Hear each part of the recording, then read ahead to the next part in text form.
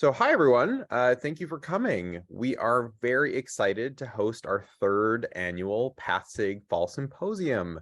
We want to thank everyone who RSVP'd, and we hope that this answers some questions that you have about a career in pathology.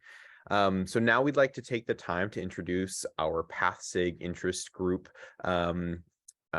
team who helped to plan this event. So my name is Keaton Erickson. I am an MS3 at the Chicago Medical School at Rosalind Franklin University, and I am our president this year.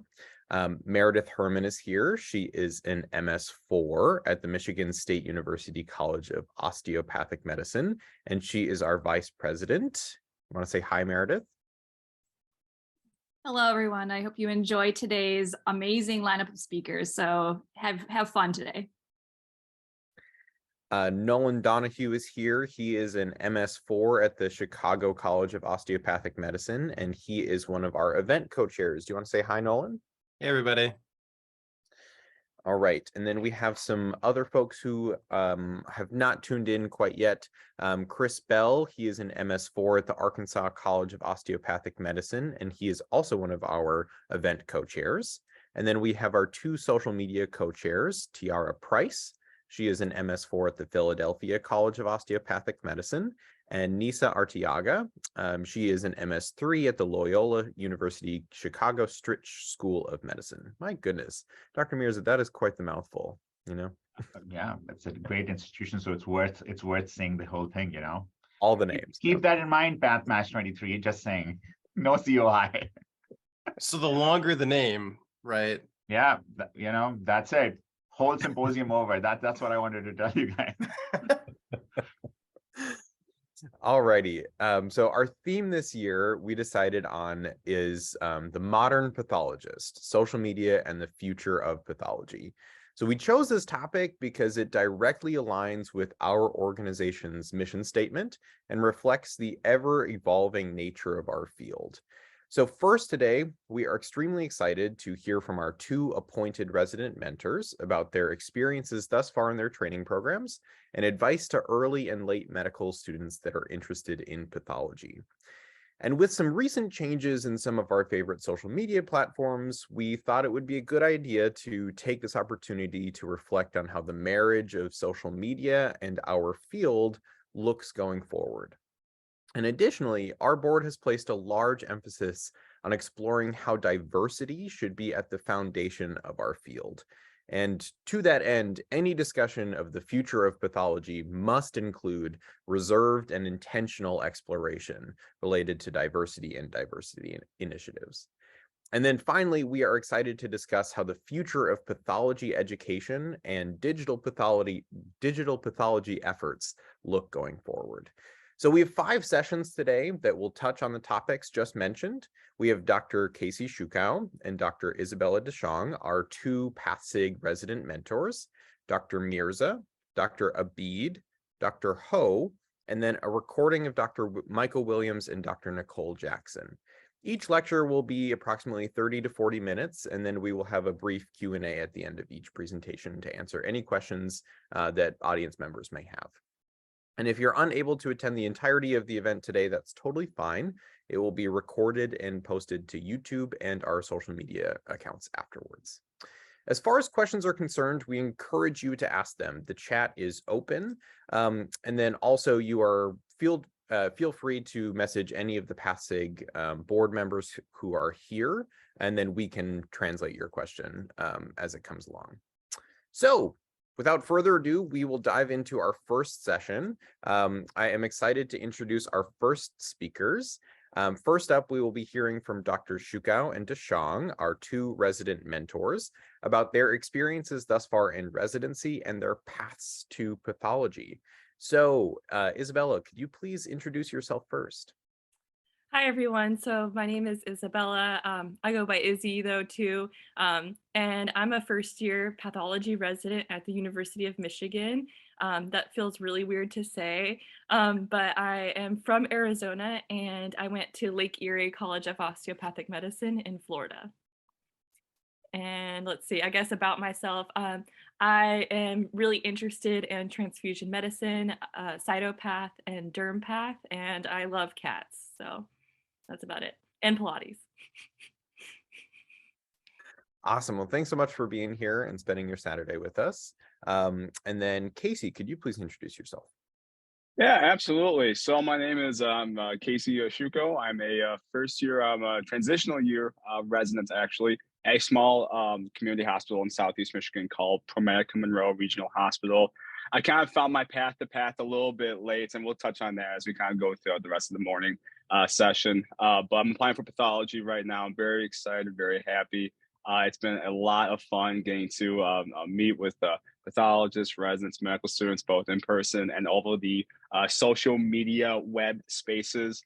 So no interest, dermal pathology and bone soft tissue pathology are really at the top of my list right now, but gonna keep my mind open as I go through residency.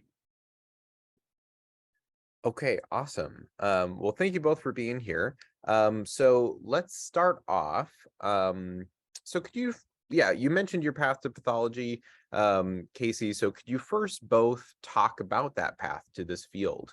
How did you end up deciding pathology was your, chosen specialty? And did that decision come early, late? Let's just keep it broad like that. Let's start with Casey. Yeah, awesome. Yeah, so I'll give a little bit of background, kind of like my story. So this is actually my second time now applying for residency. Last year, I ended up applying for a different field. And it was dermatology. When match day kind of came, I kind of found myself matching into a transitional year program, but I didn't find myself matching into a dermatology residency. And, I kind of looked at, I had a lot of emotions, both I think positive and not so positive throughout that week, but I wanted to use that opportunity as a chance just, take a step back, put everything back on the table and really reflect on, what am I really most interested in? What about dermatology was I interested in? What about cardiology? What about surgery? What about peds? All of that. I just figured, this is a time for me to reflect and kind of let things play out as they're meant to play out. After a lot of introspection, pathology, for whatever reason, it just kept coming back to me, right? We had this faculty mentor at MSU. His name is Dr. Paul Kowalski, and he taught all the pathology courses for us. And I just remember loving his teaching. I remember just loving learning about pathology. And I said to myself, oh, you know what? Gosh, I got to reach out to this guy. There's something here, I think. So I trusted my gut. I touched base with Dr. Kowalski, and I explained my situation. And he said, Casey, you can do residency in pathology. And I'm like, you can? No, I never knew we could do this in medical school because you learn about pathology, I think, as a topic, but as an actual career, it's just there was a little disconnect there. But nevertheless, he got me involved with the MSU Path Interest Group, which I know Meredith is the co-president of. And since then, I got into social media, got involved with virtual PathSig pathology outreach program. I'm 6-7 months into, I think, this process now, and I can firmly say that everything was meant to be as it was, and I'm where I am meant to be right now, and I found my people, and that's something that I don't think I could really have said about any other field up until this point. So I'm very excited. Awesome. Okay, sweet. Well, thanks for sharing that. That's awesome. So let's jump on over to Izzy. How about you? So I feel like all the signs of me wanting to or going to do pathology were present all along. It just took me a while to put the pieces together myself. So before med school, I was a laboratory instructor in chemistry labs, and obviously those labs are different than being in the pathology lab. But as I've gone through some of my rotations now, I mean, a lot of the information that I learned and used when I was a laboratory instructor has been very useful in pathology. So it kind of makes sense that I would end up back in the lab, even though I didn't plan on it at all. When I first started med school, I thought I was going to do family medicine or surgery. So I'm very far off from those. And then once I started med school, I felt like, for me, I didn't really get a lot of the to avoid sounding self-serving, but I did not get a lot of the intellectual stimulation that I was expecting to get from other specialties. And even though it was my first year of med school, we still had a lot of clubs. We did a lot of had a lot of exposure to other specialties, and it just wasn't looking like how I wanted my career to look at all. And I felt like I wasn't helping people in the way that was best, like for me to help somebody, if that makes sense. And so when I was in med school, I didn't really enjoy a lot of really anything, to be honest. And then when I started, my school is PBL curriculum, which means problem-based learning, which is reading textbooks.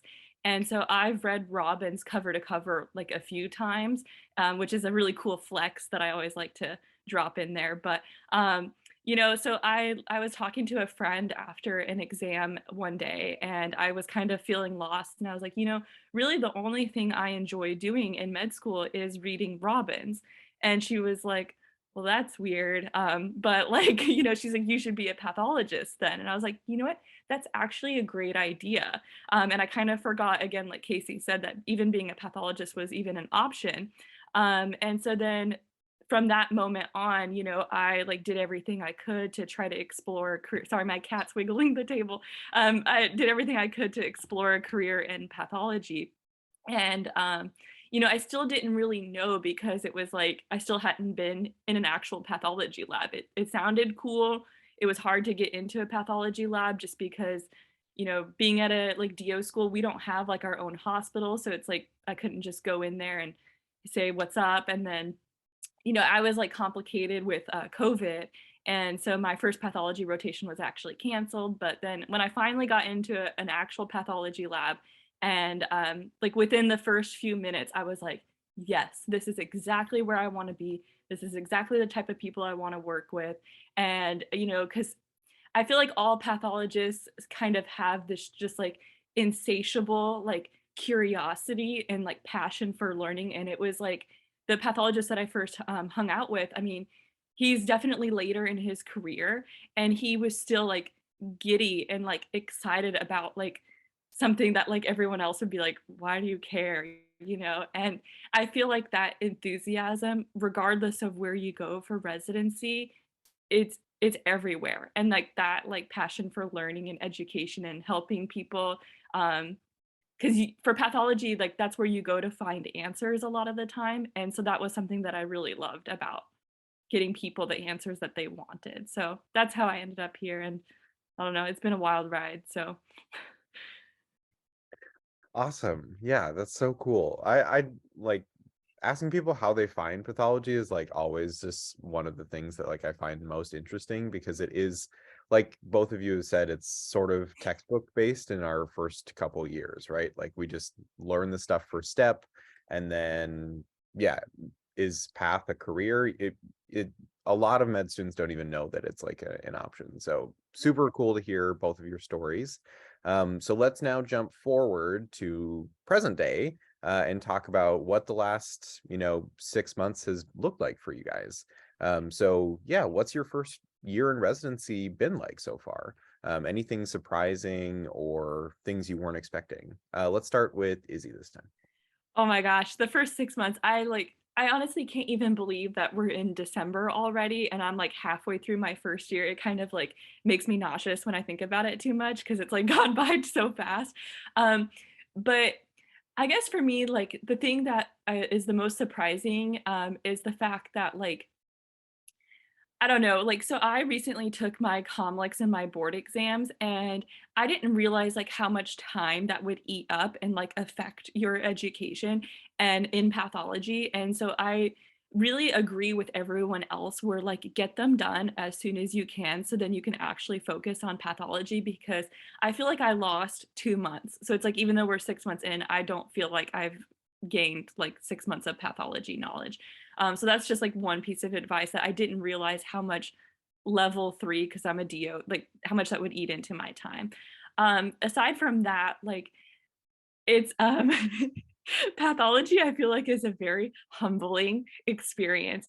Every day it's a challenge. And like my program, we do rotations every 2 weeks. So it's like you start to get the hang of it the second week, and then you're like, by Wednesday, the second week, you're like, all right, I'm feeling this. I like it, and then you're like, okay, bye, next rotation. And so it's definitely like you have to be really okay with like not being very good at things. And I feel like for myself and like some of my co-residents, that's been kind of challenging because you kind of like take it personally sometimes, right? You're like, man, like I feel so dumb right now, and they're asking you questions and they don't expect you to know the answers. That's like the first thing. It's like, don't feel bad for not knowing the answers. I feel like a lot of the questions are rhetorical most of the time. But yeah, I don't know. I guess that's what's surprised me the most. 6 months, I started out heavily in CP rotations, so my hours have been very chill, like, 8 to 5 or 8 to 3, it's not too bad. But I recently started getting into the AP world, and I've definitely had a couple of long days, but not too many, so it's not terrible. But I don't know, I love it. And I feel like my program is, I don't know, they're very supportive. And there's been a couple of days where like, things get like a little overwhelming, and it's nice to know that like you have people there to talk to. So yeah, I don't know if that was kind of like an all over the place answer, but I feel like that's how my year has been. It's been like all over the place. So yeah. Okay, awesome. How about you, Casey? Yeah, so it's a little different with the transitional year. And for those who might not know what a transitional year is, it's basically kind of like a general medicine, internal medicine, and outpatients based curricula. So it's kind of like I'm doing 4th year medical school all over again, except now I'm actually placing orders, and like you have like the responsibility and they call you doctor, but I don't feel like one. Hashtag imposter syndrome. It's real. But that's beside the point though. No, this year's been actually, I think, a lot better than I really thought it would be. I've had a lot of flexibility to be able to do I've been able to do 2 pathology rotations now within my first 6 months. And a huge shout out goes to my transitional year medicine program for being able to set that up on my behalf. Because I would not be able to do this without their support. And I think that's so important in whatever residency program, whether if you go directly into pathology residency or things may not work out the way you think they do, but you end up in a transitional year program, having that level of support by faculty and residents and just supporting staff is just, I cannot, it means a lot, right? I think one thing that's really helped with this year is it's brought me a lot of, I think, perspective. Having majority of my rotations be internal medicine, hospitalist medicine, work, and that's you see from the clinical side of things. I'm seeing this patient, I'm writing the notes on this patient, I'm putting the orders on this patient. This patient gets a biopsy, and then having done pathology rotations within this year, I'm seeing the pathology readings, like we're trying to figure out what the diagnosis is for those patients that I just saw, right? And I think it's just been a unique opportunity to like try to tie both ends of the spectrum together, and you see that I think a lot of people within internal medicine, family medicine, and out, whatever the case may be, they don't necessarily know what kind of goes on within pathologists' day-to-day life, right? And it's kind of cool to be able to like talk with some of my other colleagues about like, hey, you can expect the path report in these couple of days. They probably have to do these couple of steps. It's been a very unique way to get, I think, like a full picture perspective of clinical as well as the pathology, laboratory medicine, diagnostic side of things, and how that all really interplays. I think in patient care, and that's the number one thing at the end of the day, right? So yeah, it's definitely been ups and downs, everywhere's in between, but I've enjoyed my experience so far. And but I think to Isabella's points, I think one thing that is a huge positive about a transitional year is that you could get your third level exam out of the way. And I'm about to enter in that 2 to 3 month just grind out period and get my boards out of the way in March. So crossing fingers and lots of T's and P's, hopefully. Okay. There was actually a related question. Oh, it's from Meredith in the chat. So she's asking like timing wise, step 3, level 3, getting those done before residency. What's your take on that? Yeah. Definitely not. You need to enjoy your last summer that you'll ever have ever in your life. Like seriously. So I mean, so obviously you can do whatever you want, but like I don't think that you can actually even sit for the board until like you've officially graduated. And I know for like LECOM, like we had a late graduation compared to other schools, so we didn't graduate until June 5th. And so like it takes time to process like that information to like the MBOME and then also I had to get approval from my program director to take Comlex level 3. So it's like, I don't know. It would be like, you could do it, but it would definitely like, it would be difficult timing wise. And also, I mean, you really, really need to enjoy that summer before you start residency. Not that residency is like terrible or anything. I feel like I'm actually having a really good time. But it's just like, I mean, when are you ever going to have a month off again? Like, not Yeah. ever. So about to say, as someone who did not really take the chance to enjoy that time off just because of the whole match situation and kind of hanging the ground running again, I completely second Izzy's comments. If you have a month and a half, even 8 weeks sometimes, depending on the program, off, by all means, you enjoy a vacation. And I think this is one thing that's important for everyone, us, especially in medicine going forward. You have a chance to take a break. Take a break. And nothing's going anywhere. You can always come back to it later. There are more important things in life sometimes than just studying for boards, than just trying to read a bunch of books. It's all important. It's a marathon, though, at the end of the day. So you attack the situation, as it comes. But yeah, if you have a chance to take a break, you take a break. And yeah, as Izzy's point, I don't think we can actually set for the boards until you actually start residency. At least that's my understanding of having gone through this year. And also, like, just to like, I can't obviously speak for STEP because I didn't end up taking STEP, which is a whole like discussion. But for level 3, I studied my regular amount of studying, which is a little like on the neurotic side because I just didn't know what to do. I didn't know the amount of studying I needed to do to pass, and because like I've never like just like passed a board exam before, and so I studied my regular amount of studying and I did like way too well. Like I feel like I wasted my time like studying, and like I'm happy that I passed. But to those of you that are DOs that are going to be taking Comlex, you're gonna be fine. Like seriously, you take your normal amount of studying and probably cut it in half, and then you're still probably going to be fine. So yeah. Gosh, that really was just wonderful to hear. Yeah. I needed that, Izzy. Thank you. Yeah, and we can talk more later, like with DOs of like what to study and like what I recommend. Yeah.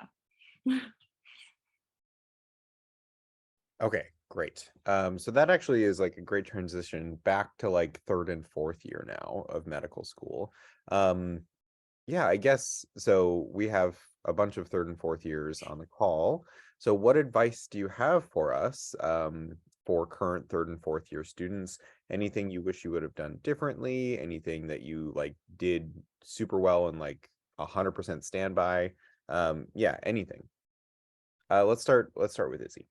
Okay, so I'm like trying to like think like and put myself back into that time. It's crazy how much you forget and like in life, I don't know. But like, so for 4th years, like I feel like you guys are like chilling right now. Like it's December, like you're almost done with the interview season. I know like I was interviewing out until February, which was like ridiculous. But I would, if you haven't already, like get some sort of spreadsheet of like places that you're interviewing at and make like columns, like, for me it was like cost of living is super important. Do they have the fellowships that I want?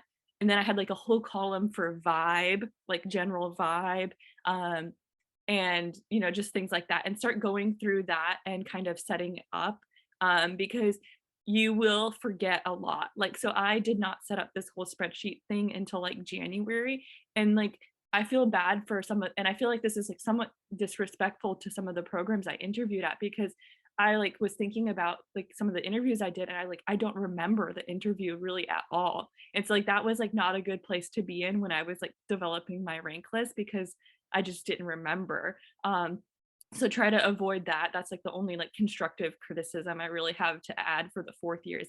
Other than that, like have fun. Like 4th year was the best year of med school, if not like the best year of my life, like to date, because you just like don't have a lot of responsibilities, and I don't know, it was just awesome.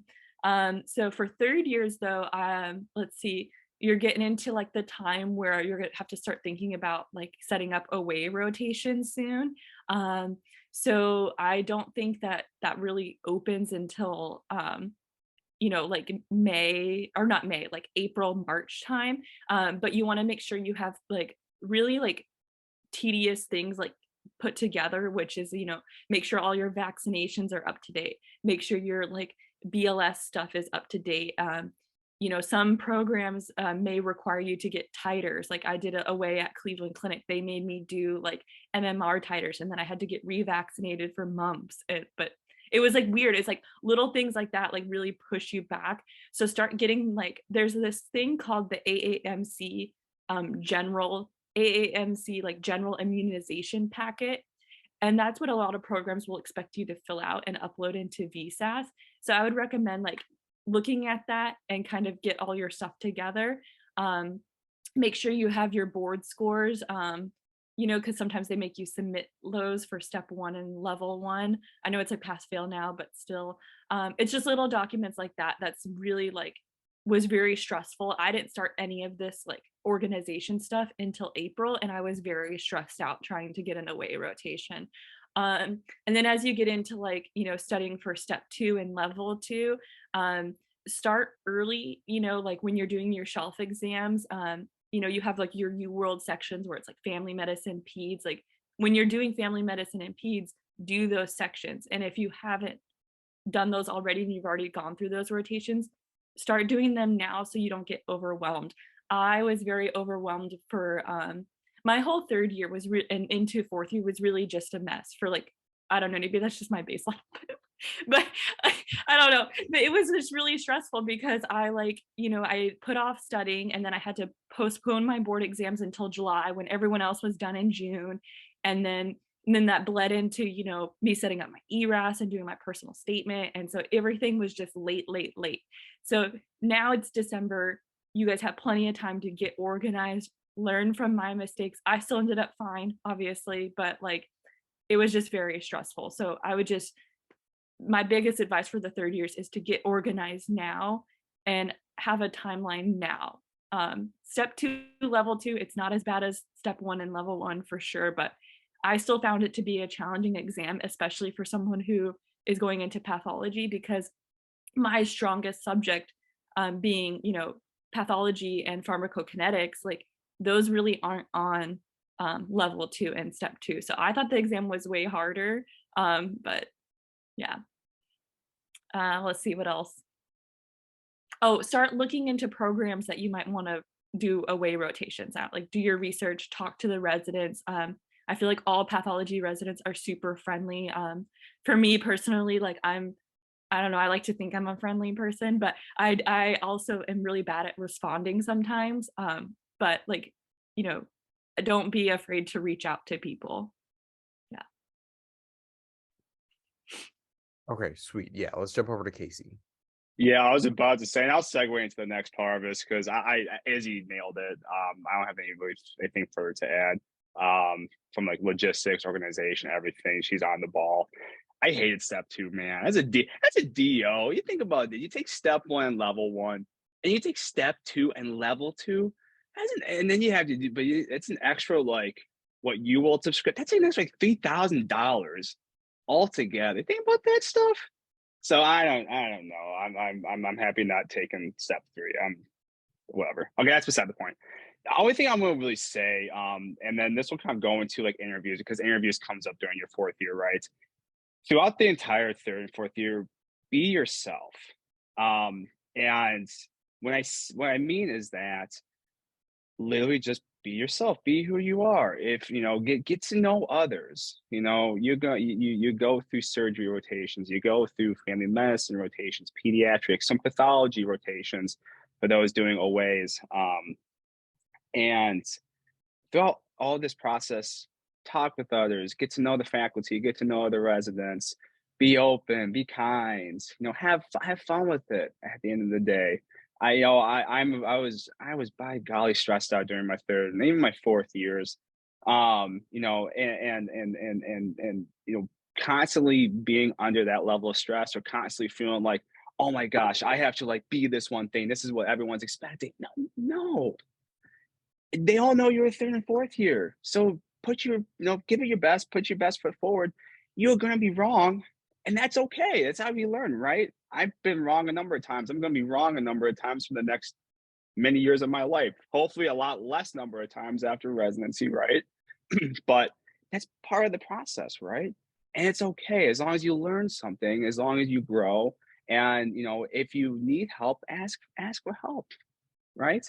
And if you find yourself in situations where you're not able to get that help, there is something going on, not with you, but with the actual place that you're at or the location that you're at.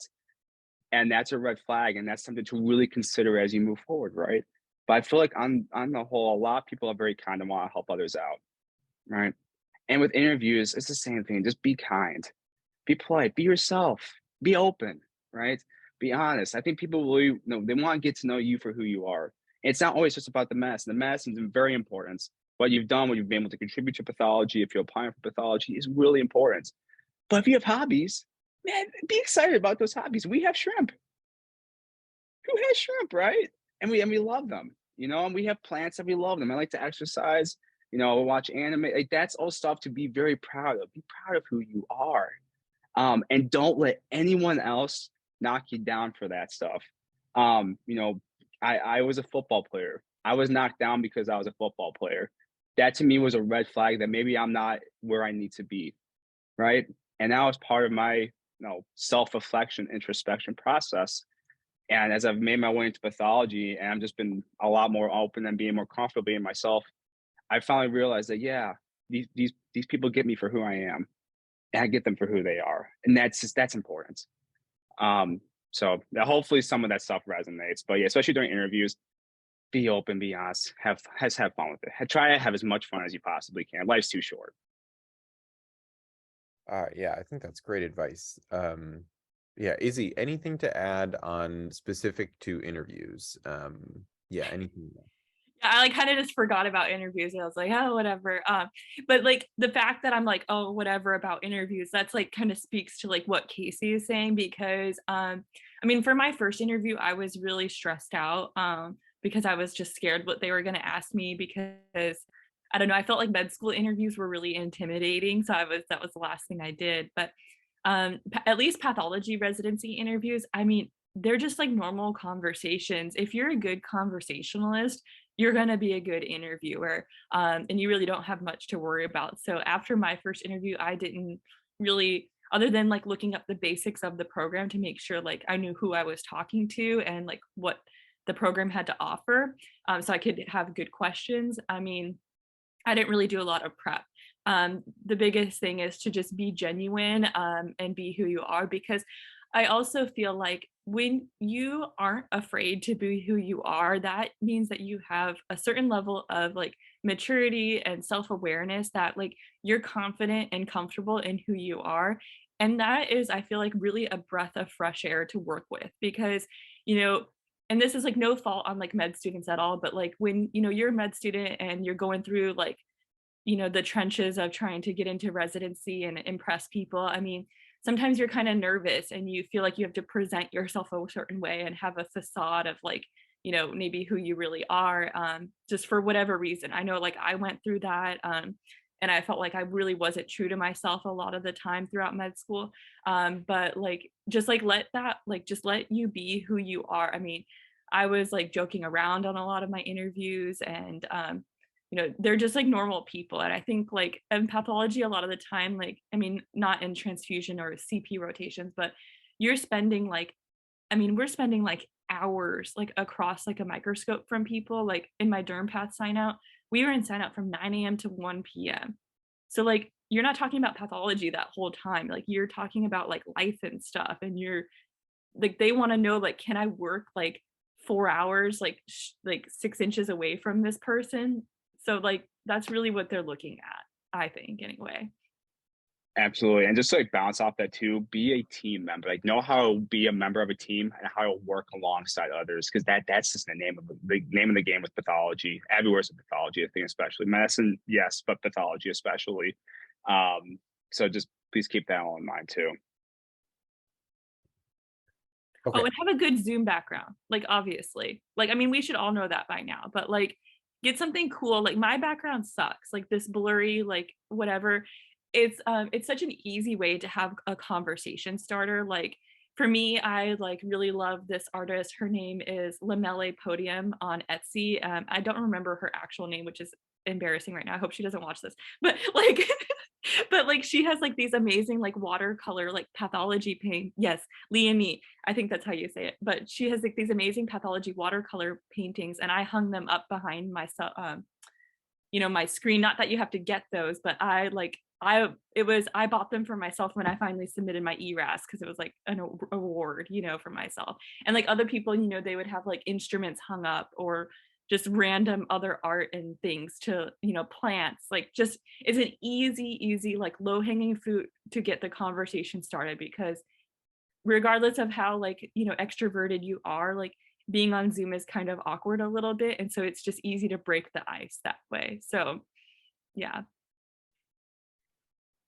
Okay, sweet. Thank you both for that. So let's jump a little bit before that, just a little bit reverse in time. So as far as the application process, any tips for submitting ERAS, and then on the other end of the spectrum, anything like rank list that was like super important to you that you would like suggest that we keep in mind? Let's go with Casey first. Yeah, for sure. I think two major themes here. One, with submitting ERAS, be organized, submit it on time. Get your stuff done early, and have many people you trust look over your personal statements, look over your application from top to bottom, all the experiences. And if you in your publication sections, if you have a couple different publications, just make sure everything is accurate and you're presenting everything accurately. If something is not published, don't say it's published. If something is submitted, though, say it's submitted. Awesome, right? And if hobby section, put something in that hobby section. I've been asked about my shrimp in every interview I've had because I put shrimp in my hobby section. And if anyone tells you, well, don't put anything in your hobbies, no, we're all people. You all have things you like doing. So like I said, embrace that. And I think with rank lists, at least my thoughts on it, really is, what is your like life situation? Are you single? Are you engaged? Are you married? Do you have kids? How big of a factor is location? How big of a factor is having this type of fellowship involved in the program? How big of a factor is, having this type of part of your residency training? That's all things to weigh in, but vibe. Go where people want to have you there, right? Or go to be where other people want you, okay? And where you, again, can just be yourself and get to know others, build those lifelong friendships and collegial relationships. That's just vibe. Okay, cool. And how about you, Izzy? I was trying to remember all of the question. So it was like rank list, right? And then what was the other part of the question? Sorry. Just any tips for like ERAS submissions? Oh, ERAS. Okay, yes. So this is like, I think the most important thing for me because I like just do not do what I did. We kind of already like have explored this about how I was like really pushed out with my timeline. Like I rewrote my entire personal statement a week before ERAS was due. That was very stressful. So I would make sure that you have like, your personal statement's going to be like multiple drafts. I think I ended up doing like 11 drafts of the statement, and then I rewrote it like very close to my like application date as well. But so I would try to get the personal statement actually done in August, like at the latest end of August. So that way, when you have your final touches in September, you're not really actively working on your application. So as soon as you get done with step 2, level 2, whenever that is, hit the ground running with, your hobbies section, your activity section, and research and whatever else that you have going on. Obviously, you guys should be starting to ask for letters of recommendation now, because I believe you get your token to be able to upload letters like at the beginning of this year. So your letter writer should be able to upload now. I didn't come across this really in pathology, but in other specialties, if you're applying to more than one specialty, like for IM, I know that they needed like a recent letter of recommendation. So it had to be dated within 6 months, which was kind of weird. So make sure, I didn't see any programs that I applied to if pathology requiring that, but if you are going to get them in early, make sure that none of those programs that you're applying to have that weird requirement. And as far as people reviewing your application, if you can, I would have someone who's in pathology, like, an academic pathologist, review your personal statement at least, and or just another pathologist who's familiar with the application cycle in general, because they kind of know what they're looking for. I feel like because of Twitter and like PathSig, I was really blessed, and I mean, I got so much help on like my stuff, and I really feel like I owe them the world for helping me out. I also had a couple of pathology residents read my stuff. That was really helpful because they just recently went through it. And then I also had some friends read my stuff as well. So, I mean, I had at least like 5 people reviewing my, application. And then as far as like kind of what Casey said about research, if something's not submitted, put that in your research experience section. So like there's a publication section that is like abstracts, posters, and then like real publication. But then there's a research experience section where that's where I put all my research that wasn't actually published, but I still did work on it. And like anyone who knows research, like knows that it's not always successful, but you still did the work. And sometimes the reason it wasn't successful isn't your fault. So it's still good to like say that you did something if you felt like it was meaningful to like your medical education. Okay, and then rank list. So I already said, like, start it earlier. I just pulled up my rank list to see like how I organized it. And so I had like 1 column rank, date interviewed. So some programs, it was like an an ACGME requirement that in order to be ranked at that program, you had to complete some sort of attestation that you received like their rules for like interviewing and stuff. And I didn't know that was a thing. And I think that was like a new thing because a lot of the programs were sending them all at weird times. And so programs that I really, really wanted to potentially match at, I made sure that I had done that attestation. That was kind of weird. And then I had a column for whether or not I sent a thank you card because I do think that it matters for me personally. But I'm also kind of old fashioned maybe, and I like cards, I don't know. Cost of living, and then I had general vibe, and then liking the state college, liking the state and area. And for me, I really wanted to be in a college town that was affordable.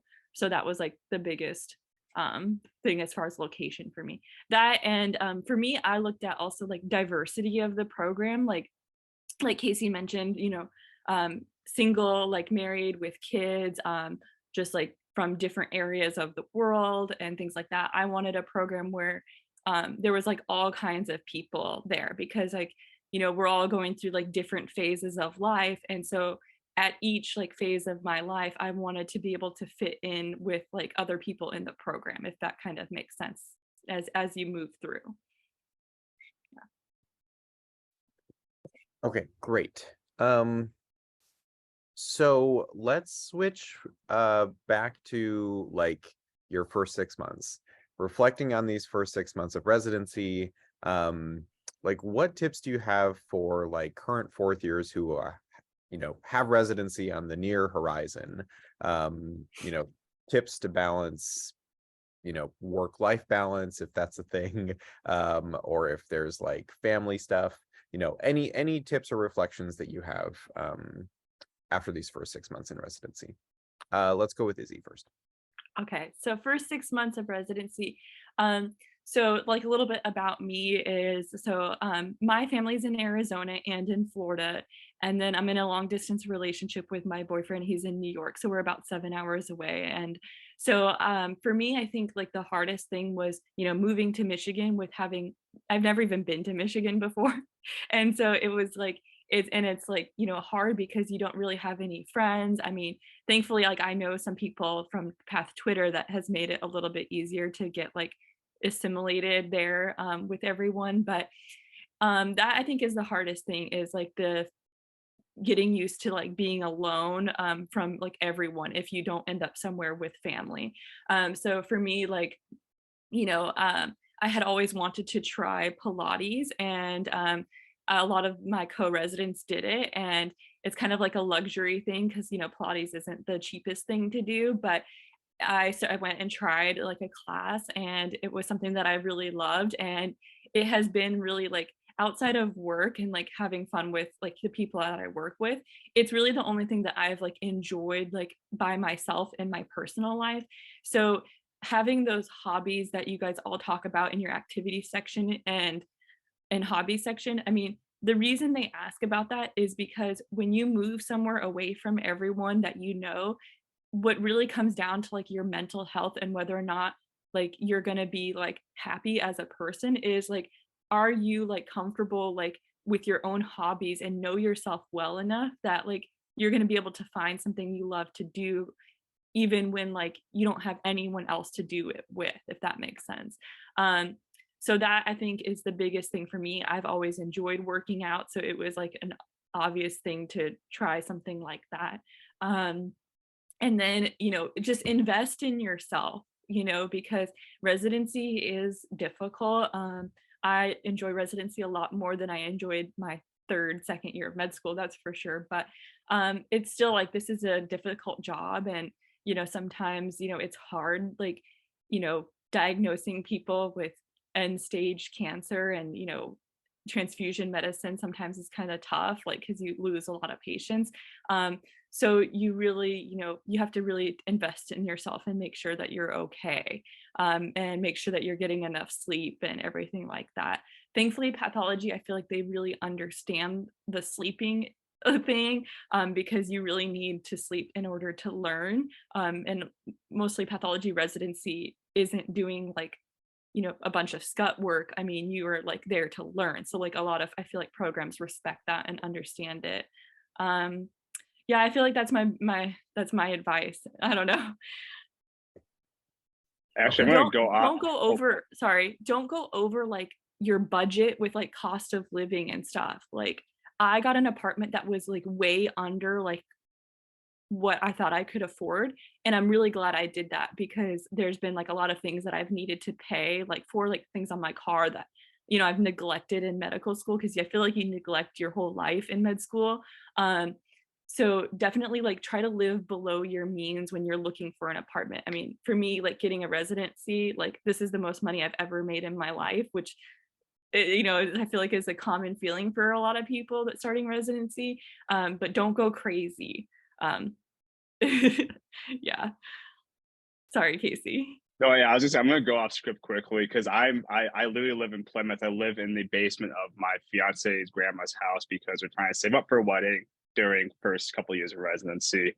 And is this going to be your first Michigan winter? Yes, but I have Okay. lived in Western New York, so I'm not Okay. like totally naive. Okay, good. Hey, we got this. Yeah. But yeah, I'm not going to add too much more. I think Izzy again nailed it. You know, I completely agree with everything she said. It also, if you haven't done a good job saying no to things in the past, when you can say no to stuff, you know, say no to stuff if you don't actually really want to do it. You know, at this stage in the ballgame, you're an employee as much as you're there to learn, to be educated, to get ready for your pathology boards.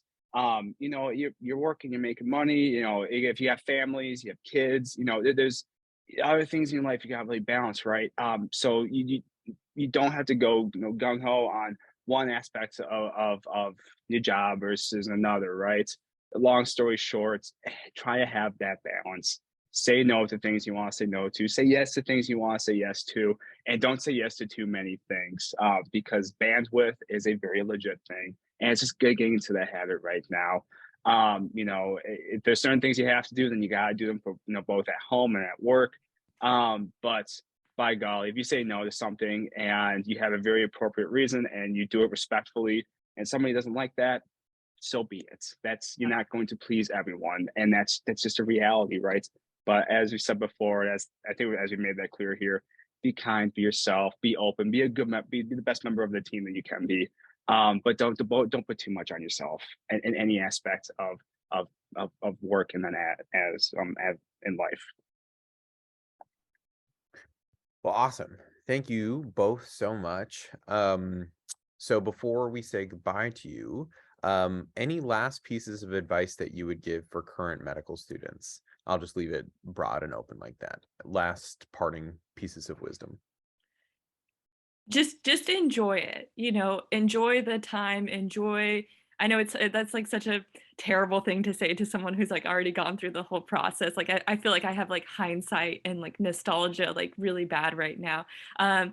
But I don't know, you're gonna miss being a medical student at some points when you're a resident, because you just definitely have an added layer of responsibility. And I don't know, it's just you're not going to really be exposed to this sort of like education, like, you know, wide variety of education in, you know, OBGYN and peds and surgery. And there's so many things to learn from like all those specialties that it really will help you in pathology when you're reading through notes and you're calling other attendings, just to have a better idea of like what they're doing and why they're doing it. And just have fun. I don't know. I just like, I miss fourth year so much. It was so awesome. But yeah, just try to enjoy it and try to be in the present. And especially for fourth years, Dr. Sitar like gave this piece of advice when we had him in the spring symposium, and he said, like now like is the time to like take a pause and reflect on all that you've done. Like to be able to even submit an ERAS application, I feel like is truly an honor, because I mean that's like less than 1% of the world even applies to residency, right? So just it's, I don't know, just really like reflect on like, you know, all your success and everything that you've done to get to this point, because I mean it's pretty impressive, honestly. So Yeah, absolutely. Gosh, I'm gonna echo those words again, man. Just have fun, guys. Please have fun. You know, you're gonna find what you love to do. If it's pathology, great. If it's something else, great. As long as you sincerely love what you do. I know that you're not always gonna be happy, right? We have good days and bad days, regardless of whatever we do, wherever we're at. But you know, just hey, whatever those emotions are, whatever those feelings are, you just embrace them, you accept them. When you need to, you know, get help, ask for help. Learn to be open, learn to be vulnerable, and just man, get to know others, man. I think there's something that like with medical school, it's you can get to this mindset of like, oh my gosh, we're competing. I'm gonna get this spot. He's gonna get that. Throw all that aside, man. Just build relationships. You know, when you gotta grind it out, man, grind it out. But when you gotta take a step back, man, take a step back, people. You know, that's just like I try to think of this part of my life and your guys' lives as I try to think of when I was a football player. I think a lot of things to me, I draw a lot of correlations, right? Because you have good days, bad days, you have tough days, but man, just I don't know, just be open, be vulnerable, and build friendships. I mean, that's just like, don't do it alone. Okay. Well, thank I you just both. saw this link from Dr. Ho here with this case report. Oh my gosh, thank you. We might like check it out. Yeah, I think that's the Dr. McCommon one. Awesome. Thank you for sharing that, Dr. O. I think I will check that out as well. Well, awesome. Thank you both so much. Thanks for, agreeing to spend your Saturday mornings with us. And thanks for imparting like so much of just like reflective wisdom, on our group here. Like, I think it goes understated sometimes how somebody who's recently gone through something and their reflections on that are like so valuable. So I just like want to say thank you so much. And yeah, I hope that you have a great rest of your day. And yeah, appreciate it. Thanks for being with us. Bye, guys. No, thank you so much, guys. Okay, so let me just make sure something. Pause for 1 second, folks.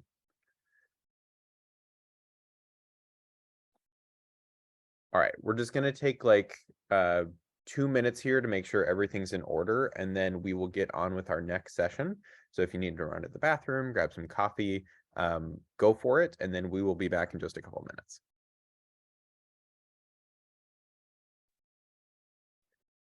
Okay, so next we would like to extend an extremely warm welcome to our group's own advisor, the creator of Path Elective, Dr. Kamran Mirza. Dr. Mirza is the Assistant Dean of Diversity, Equity, and Inclusion at Loyola University, where he also serves as Vice Chair of Education and as an Associate Professor in the Department of Pathology and Laboratory Medicine. Dr. Mirza and I, along with Nolan, one of our event co-chairs, will be spending the duration of this hour discussing the use of social media in pathology as a tool for networking, education, and outreach. And as a reminder, if you have any questions for Dr. Mirza, you can go ahead and put them in the chat or message either Nolan or I, and we will incorporate them into the discussion. So, Dr. Mirza, to kind of launch things off, we're interested in hearing a little bit of kind of background perspective. If you could tell us a little bit about how you have seen social media evolve over the time that you've been involved with things like Twitter and Instagram. Sure. Good morning, everyone. Thanks for having me. Yeah, so I guess it dates me, but I think when I was training, so when I was in residency, part of my training, actually, I was very privileged to kind of train formally in medical education and kind of its outreach. And the individuals who were my fellowship directors, et cetera, they were non-pathologists, and they really encouraged that, that all the fellows in that fellowship start becoming a part of social media. And I mean, because I'm an immigrant, I'm on Facebook, I mean, that's how I connected with my cousins, et cetera. So Facebook was definitely alive and well. But I wasn't familiar, at least, with Facebook from a professional setting at the time. And what they had recommended we start is a Twitter account, which I did. And I know Dr. Ho is here, but I always joke with Dr. Gardner that I started my Twitter account before he did. And that's just funny to me because, because of who he is. But it's interesting, the reason I bring that up is because it has changed over time. When I started my account, to be honest with you, had no idea, whether there'd even be a pathologist on Twitter. I'm sure there were. I probably didn't know how to find them. There definitely wasn't Path Twitter as we see it today. But there was a lot of medical education Twitter, right? And so the MedEd hashtag and the FOMED hashtag, they were all there. And people had lots of followers, right? And I think that there was a wave of energy really that was started by Jared Gardner, Sarah Jiang, and this crop of pathologists who really took social media by the horns and kind of flew with it. And interestingly, I kind of missed that wave. I was on the platform. I had the little bird app. I would check it once in a while, and I didn't know what to do with it. And then in 2016 or 2017, when I kind of started using it again, the world had changed, right? I think that people were using social media for more than just, for multiple reasons. Let's put it this way. I mean, social media has always been used for multiple reasons, right? But education and pathology was becoming more and more commonplace, right? People were giving talks about social media in conferences. They were trying to get older pathologists to, to get on the boat, etc. So I think it definitely has changed. And I think what has also happened is that as other platforms have started coming out, pathologists have really, at least the younger generation of pathologists, and by young, I don't necessarily mean age-wise, but kind of like, they're the early adopters, right? So there's some early adopter pathologists, they could be older, they could be younger, and they have delved into other platforms, right? And so I see that the future is connected. And what we've realized is that social media really allows those connections to occur.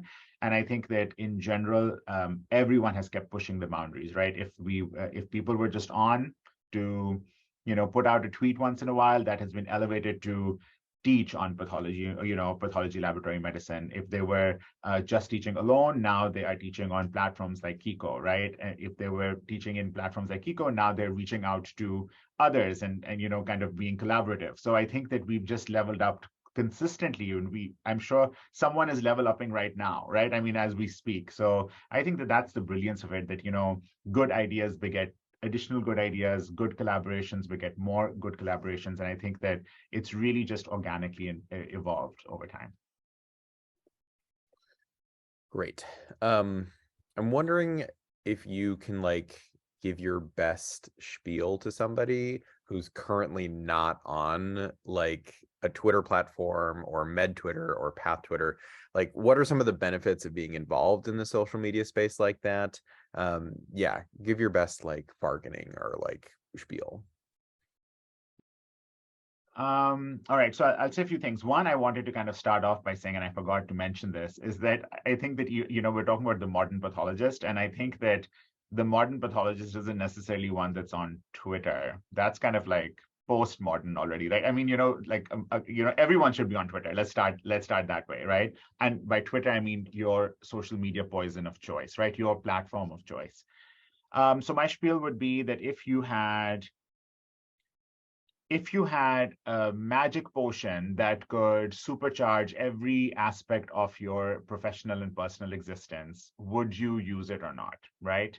It is something that is available to you that can help you learn, it can help you network, it can help you collaborate, it can help you further promote yourself, it can help you, really level up on every single aspect of your life. And it is for the most part, it is totally free. And it is entirely voluntary. You can leave at any point. You don't have to you don't have to sign your soul to the devil, right? And so I guess I would say, if you had that lying around, would you use it? And if you wouldn't use it, I would actually want to know the reason for why you wouldn't use it. Of course, there are some negatives of social media, and some people harp about those a lot. And I don't want to belittle them. I mean, I think that some people have had incredibly horrible experiences on social media, and that is a reality of social media. But I think that I've been fortunate in that I've pretty much restricted it to, even yesterday I tweeted about something and I got a troll mentioning something on Twitter, but you can tell that the original tweet has not my tweet, but the tweet I was referencing has 500 likes and the troll has 0, right? I mean, and so it's up to me. I can either continuously think about that troll's tweet, or I can think about the thing that I was trying to get out there. So there is some negative, but by and large, I think if used appropriately, it can be used for a lot of good. Was that spiel reasonable, Keaton? No, it was terrible. No, of course. Yeah, now Keaton and Nolan are going to actually disband their social media. That would be really funny. You talked me out of it, actually. Yeah, we're done. Sorry. And so I'm really glad that you talked about kind of both the benefits and kind of the perceived negatives, because I feel like one of the things that people are very hesitant about with regards to social media is this kind of interface between a personal, like social media for personal use and social media for professional use. Yeah. So do you feel as though we should have separate accounts for personal and professional interests, or do you feel like there's value in having a personal flair within our professional social media interactions? So I'm actually going to say that both those answers are correct. I think that it's very individual. And I think that you have to be mindful of the fact that the individuals you might be dealing with, who might be your future employers, program directors, etc., may not be as open-minded as you are, or the people around you are. So you can do with that what you will. I'm not here to suggest which path to take. But for example, if one has a very boisterous personality, which personally I think is really cool, and that translates into a very boisterous, politically active social media account, me personally, I value that. But can I guarantee that every single other vice chair in the country, values it? No. So I think that there are 2 or 3 elements that I would like to mention. One is that I try to keep them separate, only because, to be honest with you, I don't have a personal Twitter account. I literally am probably not passionate about that many things that I kind of find I don't know, a gardening Twitter community, although I'm sure there is one. I kind of use Facebook for that. I do have 2 Instagram accounts. They're not private. I mean, one of them is basically my travels and random pictures and, flowers. And the other one is pathology related stuff. So I do try and separate that, although I realize that a lot of people follow me on both accounts and I kind of follow them back. But at least that way they have an option of, if they don't care that, Mirza's flying today or whatever, and this is a picture from the, from the window seat or whatever, they don't have to follow that. I do think, though, for the second part of what you asked, there is incredible value to having personal flair to, professional accounts, because no one wants to follow a machine. and no one wants to follow like a non-human being. And, so once in a while, I talk about like what's happening in the family. Sometimes my kids say something goofy, promote my wife's account, or what she's doing. I think that those elements are totally normal. And I think that, to be honest with you, they're still part of professional Twitter. It's not that, it's become a personal Twitter, right? I mean, and so I think that the different platforms allow for different types of activities. Like I think that if I was to I have a TikTok account, and I've tried very much to be more active on it. Frankly, I think TikTok for me would probably be, if I was to develop it further, which I'm really hoping I'll get around to, I think that'll be the purely hybrid one, where I feel like there will be things that I will do which are kind of just personal, whether it be, I don't know, people bake cakes and apparently a lot of followers start following them. And so, like there are weird things that you can do on TikTok, which is fun. Not that I'm going to be dancing anytime soon, but I think the TikTok will probably be the truly hybrid one for me. Twitter is purely professional for me, and Instagram I have too. So you can imagine I do spend a lot of time on social media. For me, it's a lot of wellness. But for someone else, it may be completely different. So I guess in a nutshell, what I want to say is that there is no guidebook. There's no guidebook for how to run your account. Sometimes it's trial and error, and I am a big fan of you just joining a social media platform and then lurking. Learn from what other people have to say, or learn from what they're doing, and kind of find your own way of doing it, right? Make it personal in that sense. Do it your own way. I think it can be magical. No, that's fantastic and wonderfully nuanced. And so when are we going to expect the Loyola Pathology residency to do like a group dance? Is that so coming soon? I have actually proposed it. Okay, I have proposed it, and I've even proposed which one it is. Recently, there's like a slow down version of Harry Styles' this like song. Like it's really slow, and the reason I think that's the one to do is because people don't have to like dance like crazy, and it's just like very small motions.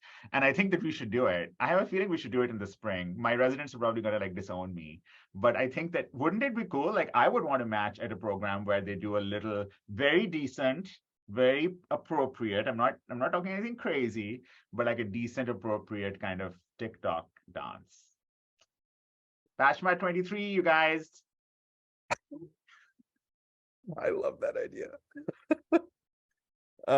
Okay, so medical students, like as budding pathologists interested in pathology, I guess, I don't know, like what do you think the best time to break into Path Twitter is? Like what would your recommendations be for getting started? I know that you've told me as early as possible. I don't know if that's like still your frame of thought. Yeah, what's your take on that? I would say as early as possible probably makes sense. You don't have to be very active. I would say that, there's a learning curve to get familiar with the platform. Casey's a big believer of Mastodon. I'm on it, and I'm not as familiar with it as probably Casey is, or other people, as I am to Twitter. Meredith is messaging about TikTok. I know she's on TikTok. She has a very fun account. So I think that there is a learning curve to becoming familiar with the app. There is a learning curve to getting over the hump, at least for me, for posting. I was very nervous when I posted the first time. I don't know why. I was like, oh my God, I'm putting words out there for people to judge me. That's real. That, at least for me, it was totally real to, and that's perhaps why I still don't I've always thought, Keaton, like you do your histology videos on TikTok. I think that they're amazing, but I still am not comfortable thinking about, if I have like pathology in the background and I'm like pointing to it, I think I could do it. I do it probably like, in lecture halls, but I haven't done it on my phone. So everyone has a learning curve. And I think that there is one thing I'd say about age. I think it becomes harder to adapt to new things or technologies as you get older in general. I'm above 40, so I can say that. But the reality is that if you join soon, there are multiple benefits. One, you get more time to become familiar with the app and know what you want to do with it, or leave it if you want to. Like no one's forcing you to stay on it. Number two, especially for those who are undifferentiated and haven't thought about pathology yet or their careers, I think getting on there and becoming a peripheral member of Path Twitter is incredibly valuable, because I think that they can they can then learn and see what PathRouter is doing. So many people, even if they don't end up becoming a pathologist, have come into our elective and then have written about, actually, I can find, after I finish speaking, I can find, I have one of our students here at Stritch, Matt DeYoung. He is incredible, and he's a surgery resident now, but he did his elective with me, and I knew all along that he's going to become a surgeon.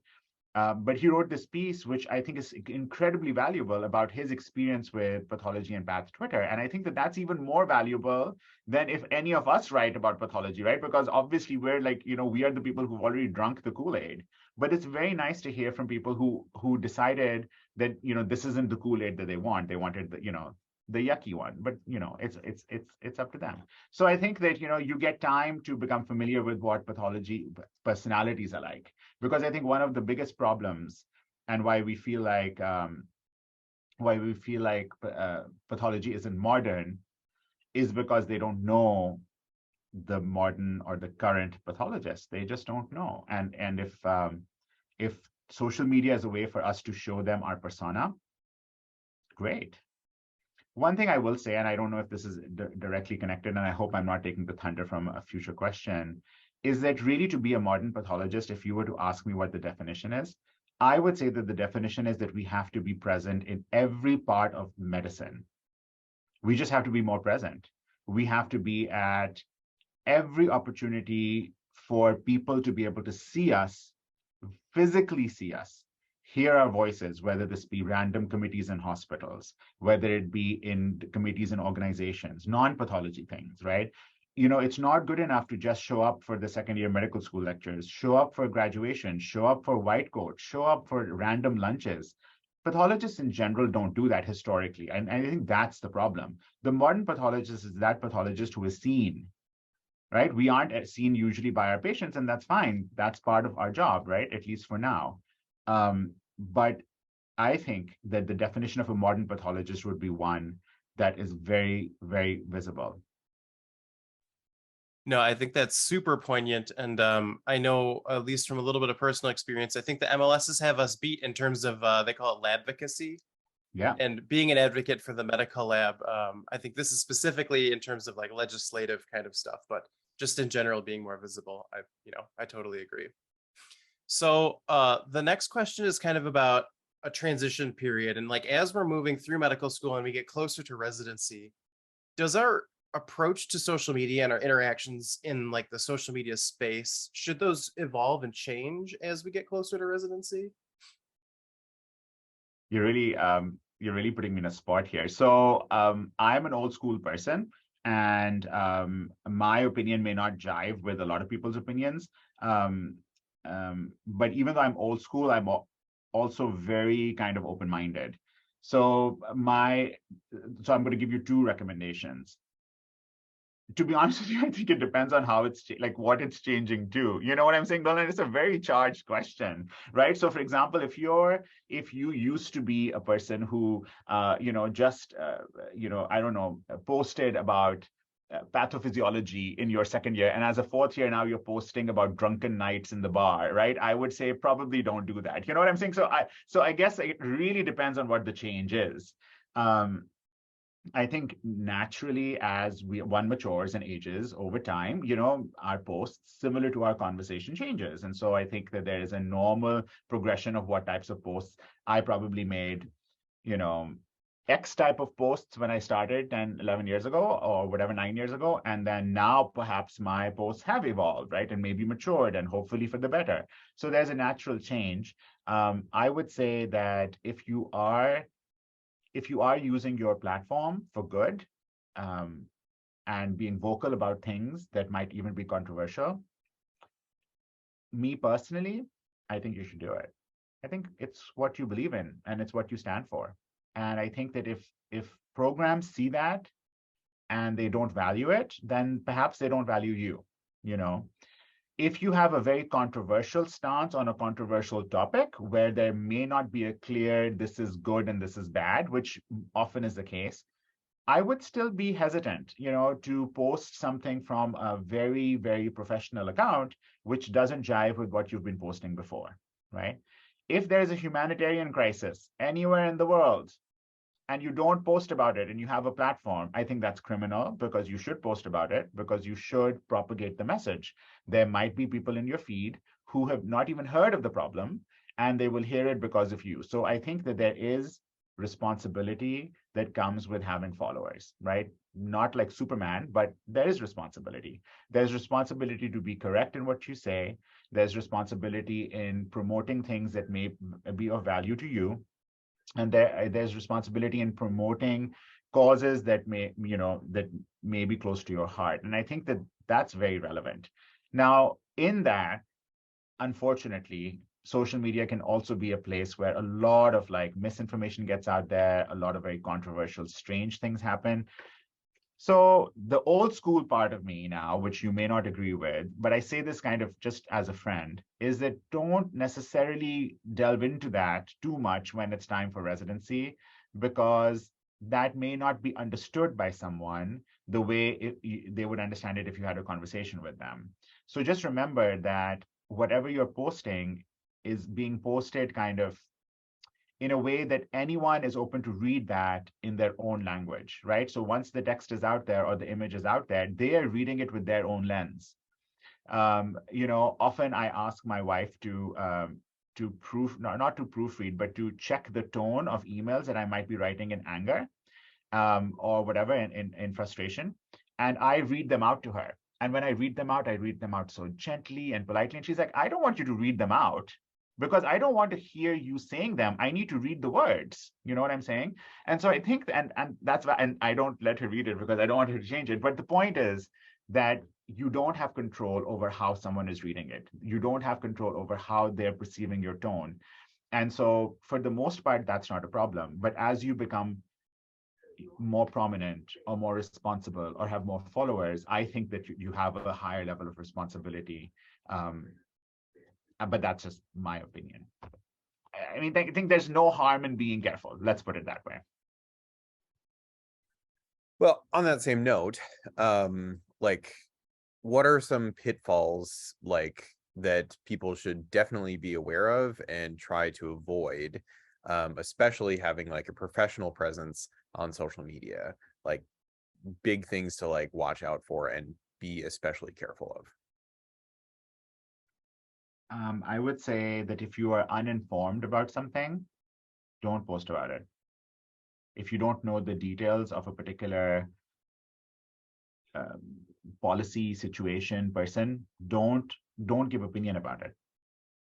I would say educate yourself. That's number one.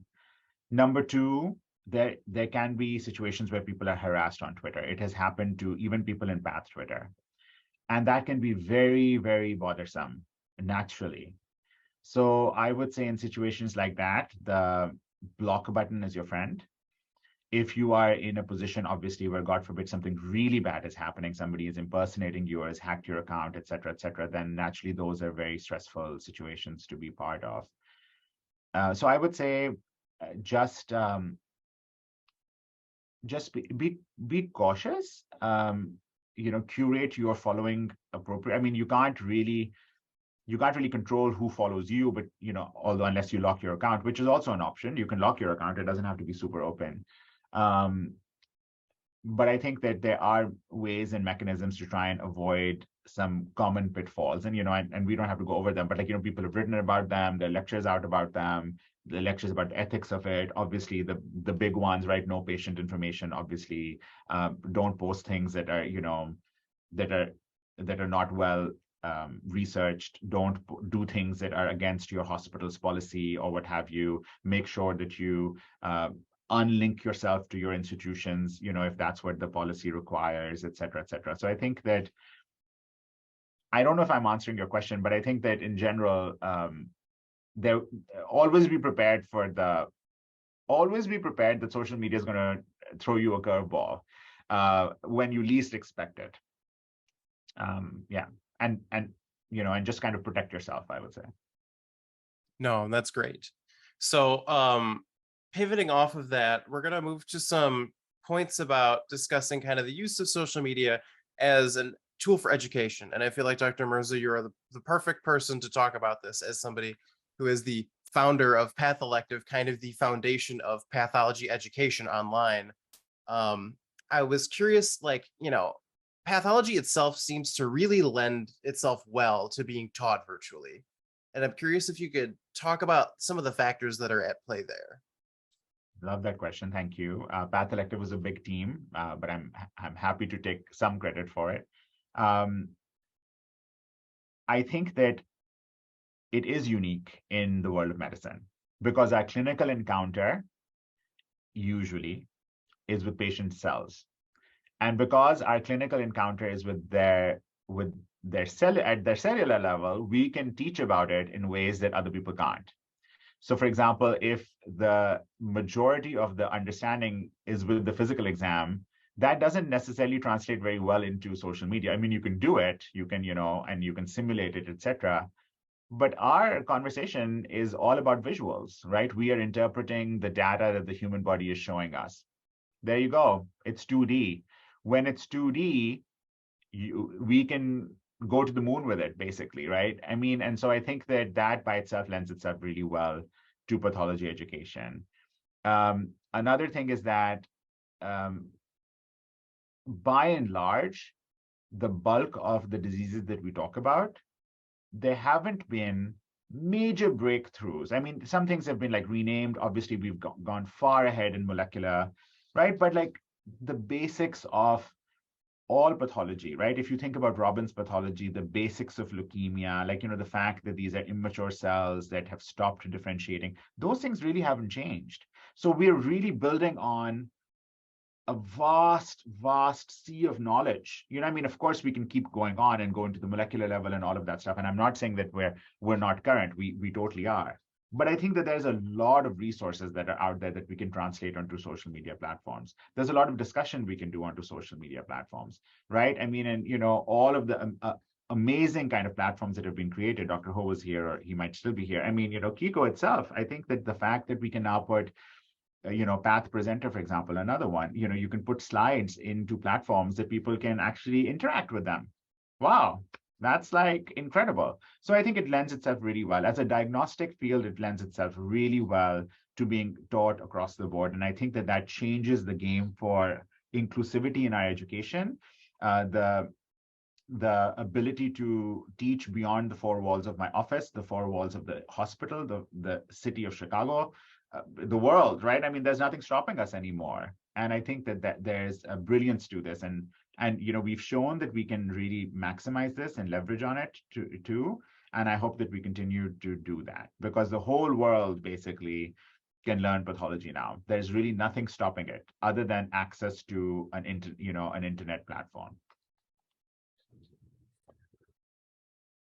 I guess I'm curious then what your take on what other specialties can draw off of our sort of success, our marriage with like online teaching. What can other specialties glean from how we've been able to use social media and the internet to help teach? I know you were talking about the physical exam and it's maybe not as translatable, but do you think there's other lessons that other specialties can take away? Oh, absolutely. 100%. I mean, radiology can do exactly everything that we do. Naturally, it's like another diagnostic field. So that's one. But, right now, while I was listening to, Casey and Isabella before, I was following the tweets at ASH, right? The American Society of and they aren't posting any pictures. I mean, they're posting, mortality data, clinical trial data. There's a huge kind of world of hematology research happening right now, going crazy. Like Twitter is like lit with it, right? And so they will find, of course, are they teaching the basics of bedside manner on Twitter? No. Are they like, teaching you how to like feel for axillary lymph nodes? No, right? But they are doing what falls under the umbrella of being able to be done well on these platforms, and that is promoting and propagating like incredible data or new innovations in how people approach diseases, how people prognosticate things. And, it becomes a hive mind of incredible individuals who are all sharing best practices. And I think that can only move medicine and healthcare in the right direction. That's fantastic. And to kind of like wrap up our section on the use of social media as a tool for education, I want to tie in something that we talked about earlier, which was when you gather a following or you gather a significant following on social media, you begin to become almost beholden to your followers. Like you have a duty to them to kind of uphold the brand that they decided to follow. Tying that in with social media allowing us to provide equitable education around the world, how can we continue to make learning in pathology more equitable? And, you know, kind of, you know, where can we go from here? I'm not sure I have a good answer for it, but I think that one, I think, would be to be consistent in the message that, I mean, meaning the education you put out there. So for example, if your purpose is to be a pathology educator, to be equitable and to be inclusive with as many people as possible, the best way to do it is to just start. Have in your mind, you know, not everyone will be different. I have in this computer into which I'm talking, I have a folder of tweets, which I kind of keep putting together. As my life allows, I tweet about education when I can, and I retweet other people's things all the time, and then I tweet random things in between, right? And so that's kind of how I'm trying to remain consistent. There are some people who get large followings and then kind of disappear for a little bit of time because they just need a break, but when they come back, the following is still there. So I think that to answer the equitable piece, I think that, you know, putting the message out there for free, the key word being free, you've already surpassed the bag. You know, it's as equitable as it can be, technically speaking, as long as someone has access to the internet. So I think that the second step again is to just be consistent in putting that out there. Organically, what I've realized is that people tend to gravitate towards individuals who are putting out good content. This is the world's peer review, right? This is not my residents who might be biased into trying to make me feel better about how I teach. This is the world. They reach out to you if you are good, and then they ask you to do things. And so, for example, I'll give you a couple of examples which I'm tremendously proud of. You know, I was invited to Casablanca, where they don't do fish very, very easy, like, you know, commonplace. And I gave a lecture there, and it was because the individual who invited me saw that I was tweeting about stuff, and they assumed that I'd be good. And I flew out there and I gave a lecture to 70 or 80 pathologists in Casablanca.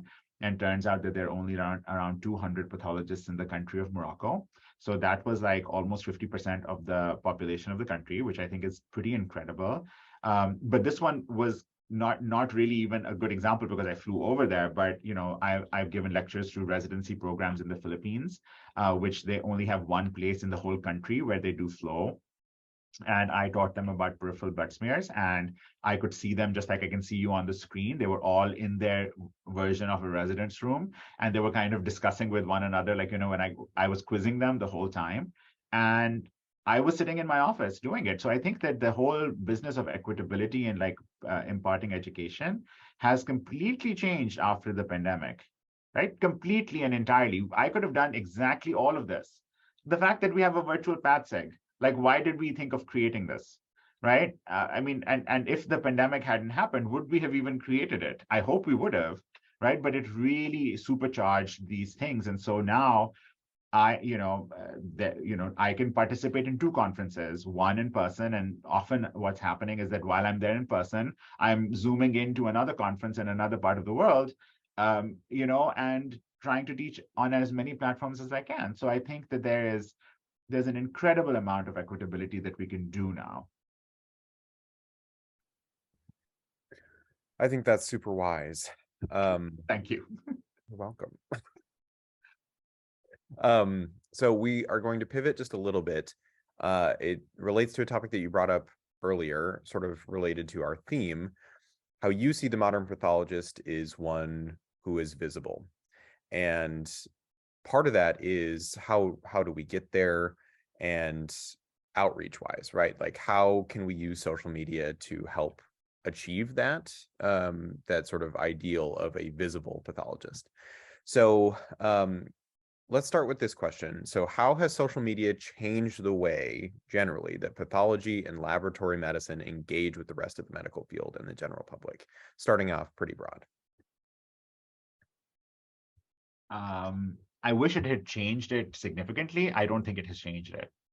I think it has allowed us the tools to be able to change it, but we can't change it until we change ourselves, right? So we have a door which we can open and we can go and connect with anyone.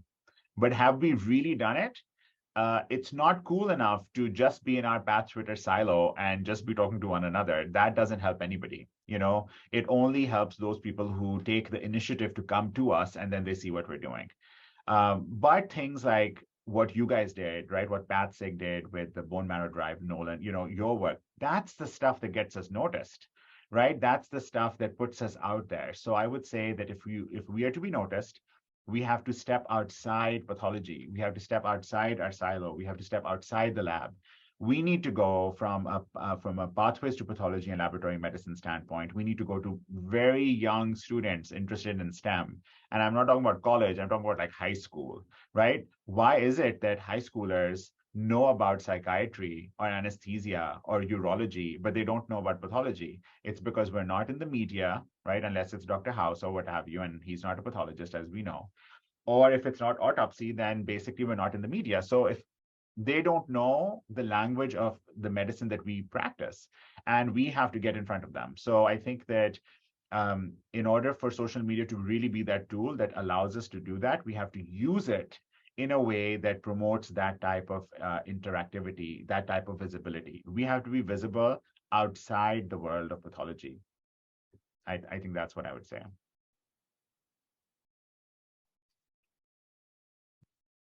That's fantastic. And you've effectively answered all the rest of our questions regarding outreach and pathology. Okay, good.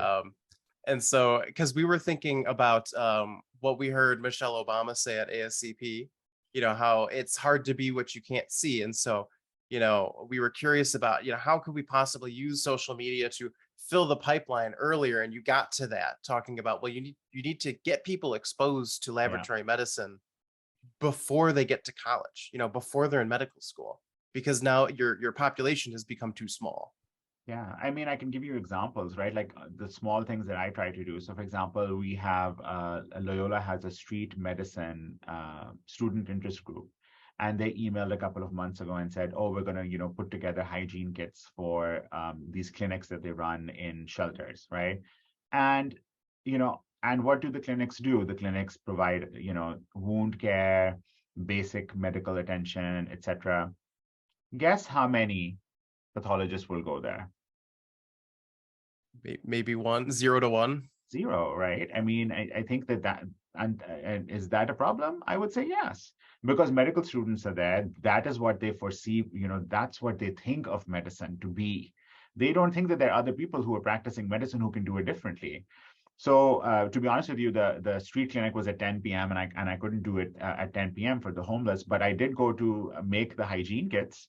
None of these students knew who I was. There was M1s mostly, and I teach in M2. And I was just sitting with them, and they're like, "Oh, who are you?" And I'm like, "Oh, I'm Dr. Mirza. I'll teach you next year." And they're like, "Oh, this is cool, right?" And I may not have changed any hearts or minds, but then when they see me next year teaching them, they'll be like, "Oh, this is the guy who was, putting he was in the little assembly line and he was putting toothpaste in the little hygiene bag," and they might remember that. But otherwise, why would they know who I am? Right. So in medical schools, I would say be involved in admissions committees, review committees, be involved in promotions committees, be involved in things that are outside the four walls of the Department of Pathology and Laboratory Medicine, be visible. I mean, the COVID pandemic was huge in this, right? People like Dr. Hunt. If you don't follow Dr. Jennifer Hunt, she's in Florida, she's a chair, and, she was on the front lines of testing people and in her her garb, obviously the protective gear, out there writing books about imposter syndrome, and women leadership, and she's visible to the whole world, right? And she's a pathologist. And I think that yesterday, I think, or the day before yesterday, my chair, Dr. Vucic, she's the president of CAP Foundation. She flew to New York to be interviewed by Katie Couric about the C-Test Treat program, right? And if you think about the C-Test Treat program, which is offered through the CAP Foundation, right? What is it? It is patients coming in for screening. They get pap smears and mammography in underserved areas. And, there are many places that get funded, through the CAP Foundation for it. But we have been funded for 7, I think, consecutive years. And pathologists run that. They're obviously radiologists involved and other people involved, but patients get an opportunity to sit at a scope, review their pap smear, do all of this stuff. This is the type of visibility we need. And since I'd already answered your questions, and I'll just keep going. Like Lydia Joseph, do you know about Lydia Joseph? Dr. Joseph is incredible. She's at, I think, Northwell Health. I'm sorry if that's wrong. She's a chair there. And she has published extensively on the patient pathologist clinic. She runs a clinic where her patients come and sit with her at the microscope, and she reviews their pathology with them. And now there's a huge effort in order to formalize kind of how that could work, right? At Wellesley, Massachusetts. Thank you, Abdul Abid. So, I mean, it's incredible. The work that we can do to be visible, right? Not only to be visible for trainees in STEM, but also to be visible for our patients. And so, correct me if I'm wrong, is it the CARES Act that is now bringing patient data directly to patients as it is like brought up, often in real time? Is that the CARES Act? So I'm Googling it. Because I get confused between the Cures Act and the CARES Act. Yes, I do it's too. The Cures Act. Okay. Yeah, it's a Cures Act. I'm curious. There's another similar CARES Act, but the Cures Act, and actually that's really great because I was going to bring that up too. I got a call from a patient. I had signed out their leukemia on Friday evening, doing it early because I wanted the hematologist to know that it's leukemia. And the poor hematologist had no time to even look at the chart just yet. The patient was super stable, and the patient's daughter called me in my office. I mean, am I prepared for this? I mean, I can communicate. It's not that I can't communicate, right? But after medical school, I haven't spoken to patients, or let alone their family members, for years, right? And so, what is the modern pathologist? Is it a pathologist that kind of cowers and fears like that type of interaction? Or is it a person who says, yes, I did look at this, obviously I couldn't speak to her because it was her mom. So but then her mom ultimately did talk to me. And I spoke in detail about the time, they had a particular history, she had an MDS for a while, she understood her disease, and I understood exactly what she was saying. And I said, consistently saying that, naturally, I'm not responsible for the therapy that you will get. And I don't know anything about it. It's, I'm staying in my lane, but I can tell you what your bone marrow shows. And particularly for her, the question was that the previous bone marrow didn't have enough cells to look at, and the pathologist was worried that this could be leukemia, but they just don't have enough cells.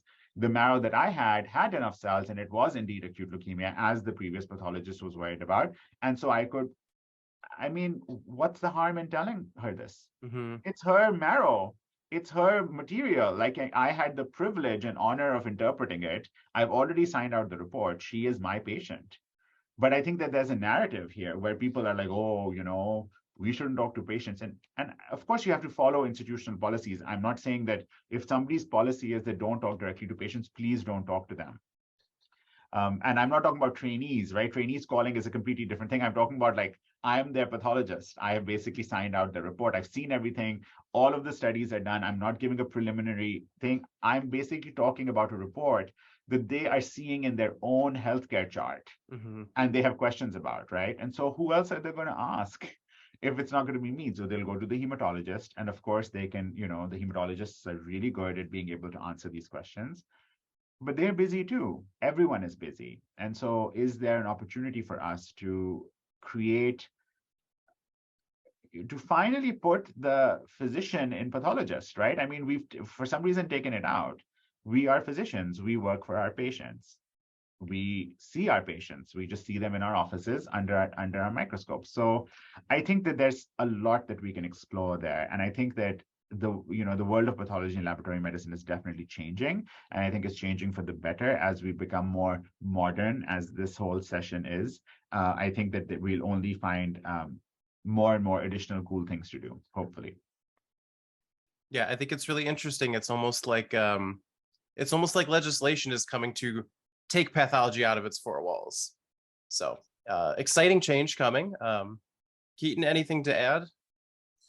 No, I just think that this was like a lovely session. And you're welcome. But yeah, no, I think that we've covered like so much within these like 45 minutes. So like, yeah, I just want to thank Dr. Mirza for his time. Really appreciate, everything you do for PathSig, and always being, willing to talk about social media, diversity work, and yeah, really getting down to like what PathSig is all about. So I really appreciate it. Awesome. Thank you for having me. Not Any questions? It's good to see all of you guys. I see many familiar faces. They can't unmute, so they have to put it in the chat. I guess that's another thing. But the chat seems to be empty. So I guess they get like a bio break for like a couple of minutes, right? Yeah. So we'll take about 5 minutes, and then we will get right into our next presenter. So yeah, thank you for your time, Dr. Mirza. And yep. All right, bye now. All right, so folks, you will take 5 minutes, and then we will get right in with our next presenter, Dr. Abid.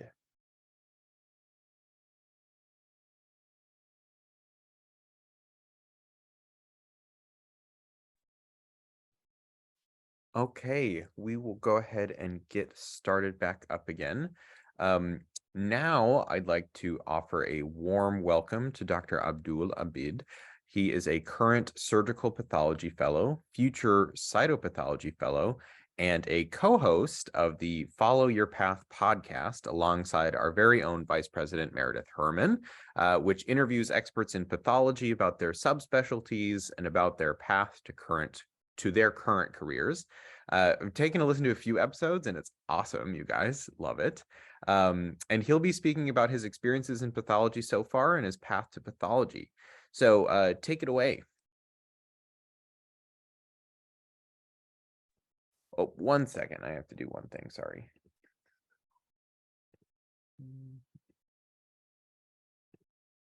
Okay, you should be able to unmute now. Sorry about that. All right. Thank you very much, Keaton, and thank you for listening. Hello, everyone. My name is Abdul Abid, and today I'll be talking to you about my path to pathology and a little bit about social media and a little bit about future of pathology as well. So starting off with social media, before I came to the United States and had a career in pathology, I was a social activist in Pakistan. And at the time, social media was a big part of my life. In fact, the first time I came to the United States, exactly 10 years ago, it was due to an opportunity that I saw on Twitter. I took part in an exchange program and got to experience life in the US for a little while on the exchange program.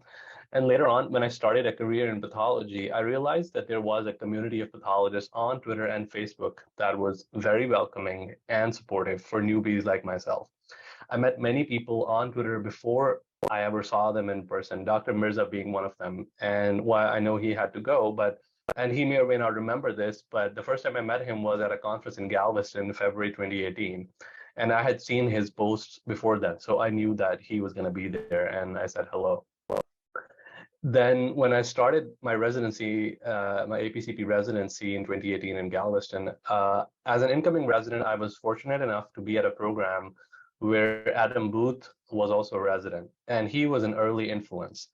I tried to learn from him directly and indirectly, observing how he did things. I followed his advice to engage in organized medicine and have held many leadership positions in state and national societies since then. I got involved early in Texas Society of Pathologists, which was an excellent platform to start educational activities on social media. Eventually, I ended up being appointed as the chair of their digital content committee at the end of my second year of residency. But for anyone who is in Texas and matches in Texas, that is like an amazing opportunity. And I would highly encourage people to be engaged with the Texas Society of Pathologists if you are in Texas. It's wonderful and it's very active, and there are a lot of opportunities there. I think it was a place where I got to experience and hone my skills that helped me a lot later on. And I've said this on many forums before, but I also have to thank Twitter for both of my fellowships as well. I'm currently a general surgical pathology fellow at the University of Pittsburgh Medical Center, as Keaton earlier mentioned, and I will be doing a cytopathology fellowship at the University of Virginia next year. The two people who are most responsible for getting me those fellowships, I met them in person at an in-person meeting, but I had known them earlier through Twitter much before I had actually met them. So I credit social media for getting me my fellowships as well. Many people that I have talked to, and I've talked to a lot of people in pathology, residents and fellows and attendings. Some people think that social media is just for networking with like-minded people, which is not entirely true. There is some element of truth to that, but that is not the whole story. You can collaborate, you can teach, you can learn, you can advocate and lead through social media. Dr. Mirza is one of the examples of people who have done all of those things. I myself have used social media to teach, learn, and advocate. I started a podcast this year, Keaton, you mentioned, and a YouTube channel, both of whom were projects that I started because of Meredith Herman, who's also on this call. And I had known her through Twitter before I had ever met her. For my podcast, I interviewed some famous pathologists, and the only reason I got to talk to them initially was through Twitter. For my YouTube channel, when I needed collaborators, I DM'd some of my friends on Twitter, and they came through for me. And that I call is the magic of the community that is that Twitter. When I was studying for board, I found some of the most useful educational resources, including some talks by Dr. Mirza, also through Twitter. And he has not paid me to say all of this, by the way. I highly encourage people to use Twitter as a tool for learning, definitely networking, definitely collaboration. Casey has done a lot of good work, and he can speak more about how he was able to collaborate with people through his connections on Twitter. I think Twitter provided a space for pathologists from all over the world to come together and form a community that is not toxic. So we should remember this. These are some things. It is not toxic compared to what is usually said about. It promotes educational material for free. You're not going to get a lot of the people who are there. They're experts in their fields. They are writing WHO blue books, and they're not there. Like they're not like asking you for money to give their advice for people. And you can get like free educational advice from people, free educational resources if you are interested in that. And that is where people are kind to each other. I don't think I've ever seen, and again, this is maybe I'm biased, but like I don't think I've ever seen anyone on PATH Twitter being mean to anyone else. And that is something that goes completely against the conventional wisdom about social media and Twitter in general. So I think that is something that makes PATH Twitter a unique experience, and I hope that Twitter stays the way it is. I know that things are moving along, and a lot of outside influences are going to be affecting PATH Twitter, but I hope it stays the way it is, because I found a tribe there. I was recently at that cytopathology meeting, and I saw pathologists from different continents who had never met, but I'd known them through Twitter for years, many years, and I saw them in person, and it was wonderful talking to them, and now we are almost like lifelong friends. So enough about the social media magic. Let's talk a little bit about the future of pathology. Dr. Mirza talked about how we should be visible as pathologists. And I have written about that in Medscape, an article that Meredith, again, encouraged me to write, and she helped edit that as well. And I write about why pathology is considered, why is there such a negative or not so positive image of pathology in general. Some of that has to do with us ourselves. Like some of that definitely falls on pathologists. We have to be more active. We have to be more out there. We have to make an effort. But some of that is also through media, like general media, not just social media. So through films and through TV series. Dr. Mirza mentioned House, and I was like a House stan back in the late 2000s, back when I was in medical school. And House, if you think of House, the way you can place House within the House of Medicine overall, like I wouldn't call him an internal medicine specialist. A lot of stuff that he was doing was stuff that pathologists do. Like, yes, we do not go and poke people around the needles in people's faces as he was sometimes doing, but we do a lot of stuff that he was doing. Diagnostic medicine, that is what pathologists are experts in. So diagnostic medicine is what we do. And if you read Eric Topol's book, Deep Medicine, he has suggested that pathology and radiology in the future would be a single specialty that would be called diagnostic medicine, because we do very similar things. And that is something that is maybe coming in the future. At the University of Austin, actually, they have a diagnostic medicine department. They don't have radiology, they don't have pathology, they just have that. And they wanted to start a residency program to teach people to do both radiology and pathology. It hasn't started yet. It hasn't worked out yet. They are still trying to figure out the formula and get it accredited from different organizations, obviously. But once it goes through, then I think that is something that is very futuristic. Another thing about just the future of pathology within the specialty, not just outside the specialty, is that about 30 or 40 years ago, pathology was only looking at H&E slides. Maybe people would have like AFB, GMS, something like that, but nothing more than that. And then in the 80s, there was this craze of something new and advanced and a revolutionary technology that was going to change and upend the practice of pathology as people knew it. That technology nowadays we call it immunohistochemistry. So immunohistochemical stains, a lot of people before that, they thought that that was going to wipe them out. It did not. Then in the late 90s and then early 2000s, there was another scare that molecular pathology was going to do something similar, that was going to drive out a general pathologist out of practice. And today we are using immunohistochemistry, and today we are using molecular pathology in daily practice. Especially at specialized centers. I'm currently at a highly specialized center at UPMC, and we use molecular every single day in every specialty, like anything possible that molecular can help in, we are getting molecular done. And the third revolution in pathology is going to be artificial intelligence, and it's already here. At UPMC, what we are doing is we have and obviously, but let me also explain what I mean by artificial intelligence. I do not mean artificial intelligence as seen in films like Terminator. Like we're not making killer robots, as far as I know, at least in pathology. What we are doing is we are trying to automate some of the things that are repetitive and what pathologists do not want to necessarily spend time on. We are trying to get an AI system, an algorithm to do that. So counting Ki-67 in a slide, it has diagnostic value. Sometimes it has prognostic value as well, and we are not very good at doing it as human beings, not just like as not just a me in particular or any of you guys. It's just a human problem. Like there's a lot of inter-observer variability. Looking for AFB, it takes a lot of time. The CAP says that you have to spend an hour looking at AFB size to find if you find the acid-fast bacilli or not. And I don't know about you guys, but I don't have an hour a day to look at AFB slides. That's like tedious in a way, but it is like it's good for the patient. I mean, I'm not saying that we should not do it. Someone has to do it. It is important for patients, and it is important for our diagnosis. And that's where algorithms can help us do that.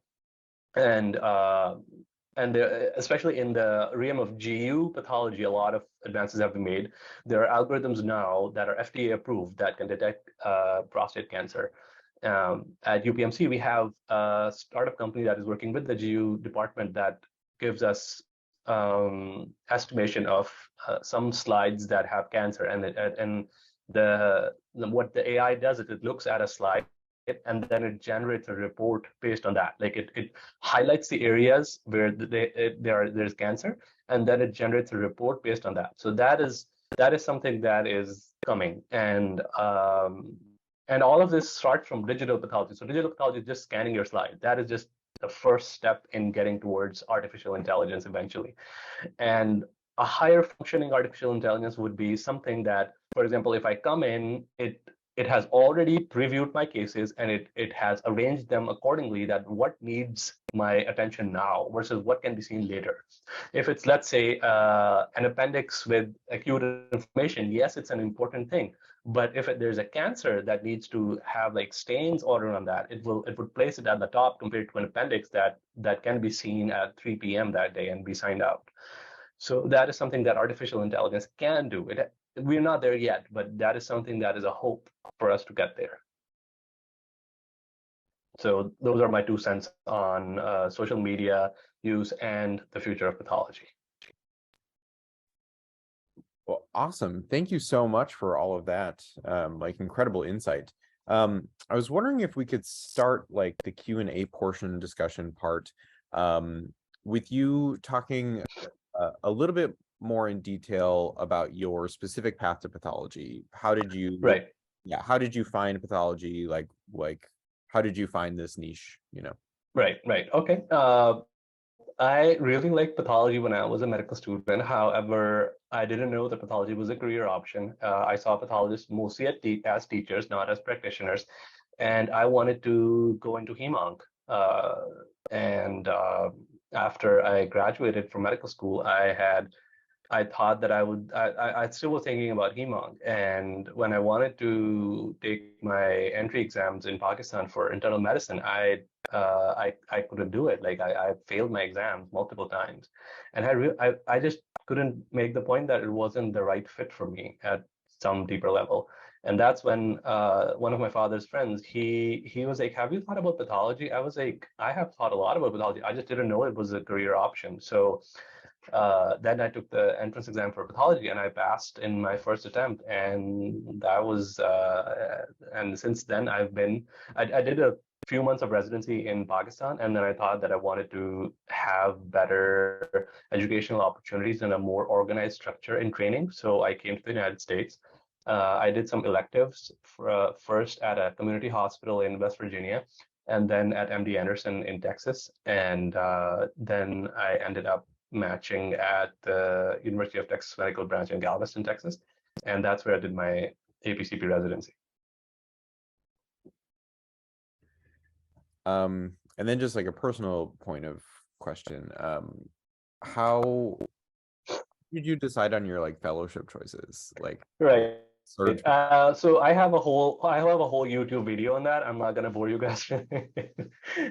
But I did general surgical pathology first, which is something that I say that two types of people usually do it. One who want to go into private practice, which is something that I wanted to do, and the other is as a placeholder specialty. So like by the time that I'm thinking about it, and the reason I started Follow Your Path, my podcast, is because I felt that within the first 2 years, I did not know what I wanted to do really. And as a placeholder, I did surgical pathology, which is, I'm not complaining about surgical pathology. Do general surgical pathology fellowships. I'm just saying that a lot of people do it as a placeholder. They do something else before or after. So I wanted some time to figure it out. And I like surgical pathology generally. So it wasn't like a forced choice necessarily. And I chose general surgical pathology. And then I had exposure to cytopathology, and I really liked doing that. So I applied for that for the next cycle, and then I matched in cytopathology. And I love cyto because it has the opportunity to, if you want patient contact, you can get some of that as well. And that was not the only thing that attracted me to cyto. It's like, I think of cyto as a smaller, younger cousin of surgical pathology. And I feel like, and this is something that people have told us, that to be a good cytopathologist, you have to be a good surgical pathologist. Like you need to know what you're looking at, because cytopathology is like a mini version of surgical pathology. So you're seeing like less cells, similar diagnosis, but less cells. And I find I find the challenge very interesting and something that it appeals to me, that I would like to be able to make diagnosis on smaller specimens.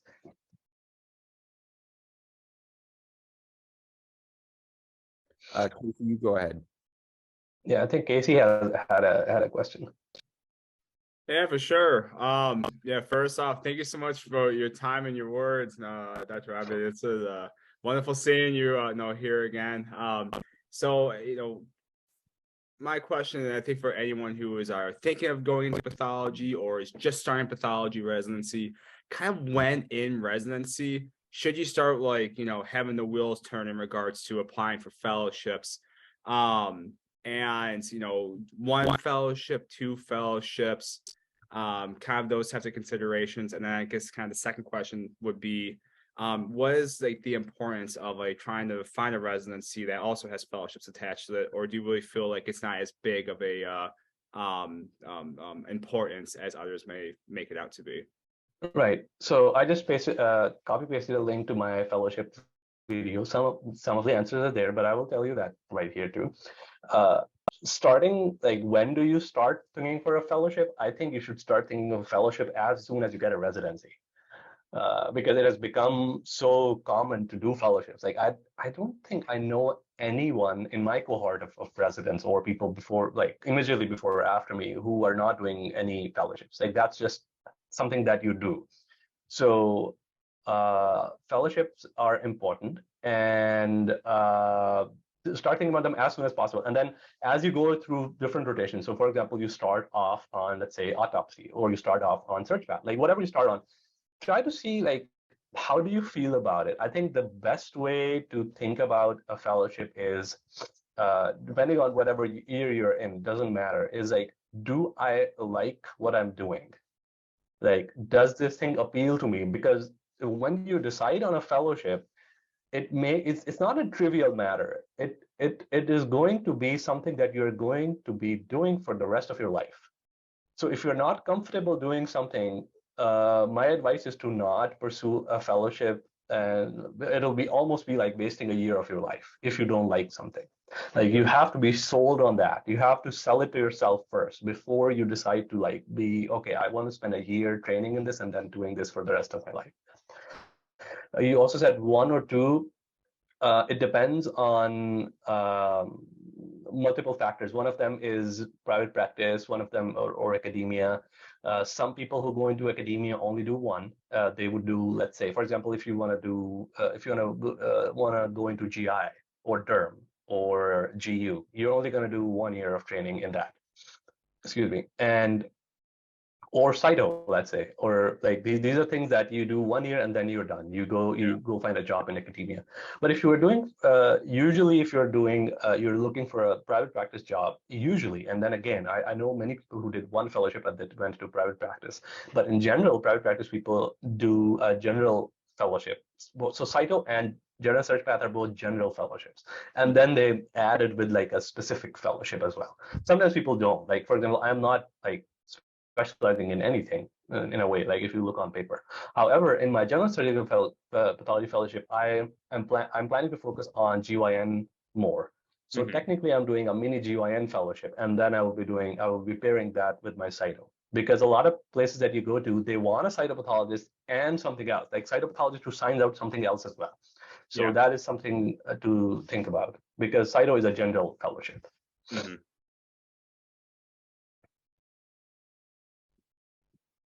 Awesome. Yeah, and then kind of like in regards to like trying to look for residencies that have fellowships attached, like the importance of that. So, do you find that it's really a very important thing, or at places that may not have fellowships? Because I know there's a lot of residencies that have fellowships and residents have no problem getting fellowships. Yeah. When I was looking for a residency, that was one of the two things that I wanted to have, or I wanted to look for in a potential program where I wanted to match. Number one was the fellowship. Like, do they have the fellowships that I want? Because it's not just important from a fellowship perspective, but it is also important from a perspective of moving. Because I don't know about you guys, but I hate moving. And it's not easy. It's time consuming. It is hard on your mind and your body and your wallet. So I would rather not move. But again, for example, if you're at a program that has a fellowship that you may have wanted, but you change your mind, I don't think that it's that big of a deal to find a different fellowship. Like, for example, if you are at place A and place B has a better fellowship, or you don't like the people who run your fellowship at your program, you want to go to place B. I don't think that's a big deal necessarily. And I would say most people that I know of, like 95% of people in pathology, get the fellowships that they want. They may not get it exactly where they want it, but they get what they want. There are very, very, very few people who don't get the fellowships that they want. Gotcha. Thank you so much. You're welcome, Casey. I guess I'm also curious too, since you've started this podcast, like what are like the biggest lessons you've learned from the folks that you've interviewed, pieces of wisdom that they've imparted on you? Right. I mean, I would say there's it's hard to like list all of them because every person that we talk to has something really interesting to say, and they have wonderful perspectives, and they have great advice for residents. And one of the recurring themes I would say is they want residents, if they want once you find a niche, once you like a thing. So for example, if you are a second year resident, or even if you're a first year resident and you like, for example, say derm, or you like GU or GI or breast or whatever you have it, to start basically building a profile in that specialty. Like go to their, like join their societies, go to their meetings if possible, try to contact people in that particular specialty, and try to start it as soon as you know that you want that. Like I'm not saying that you start first as a first year resident and you start emailing people. No, you have to find a niche, and as soon as you find that particular spot, that sweet spot, then you work on making yourself a better candidate and someone who is well informed in that particular field.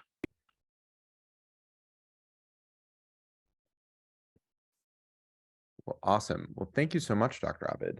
No. Yeah, let me just put out, see if there's any other questions out in the chat. Yeah, so any other last questions for Dr. Abid in the chat? Let's give it a second.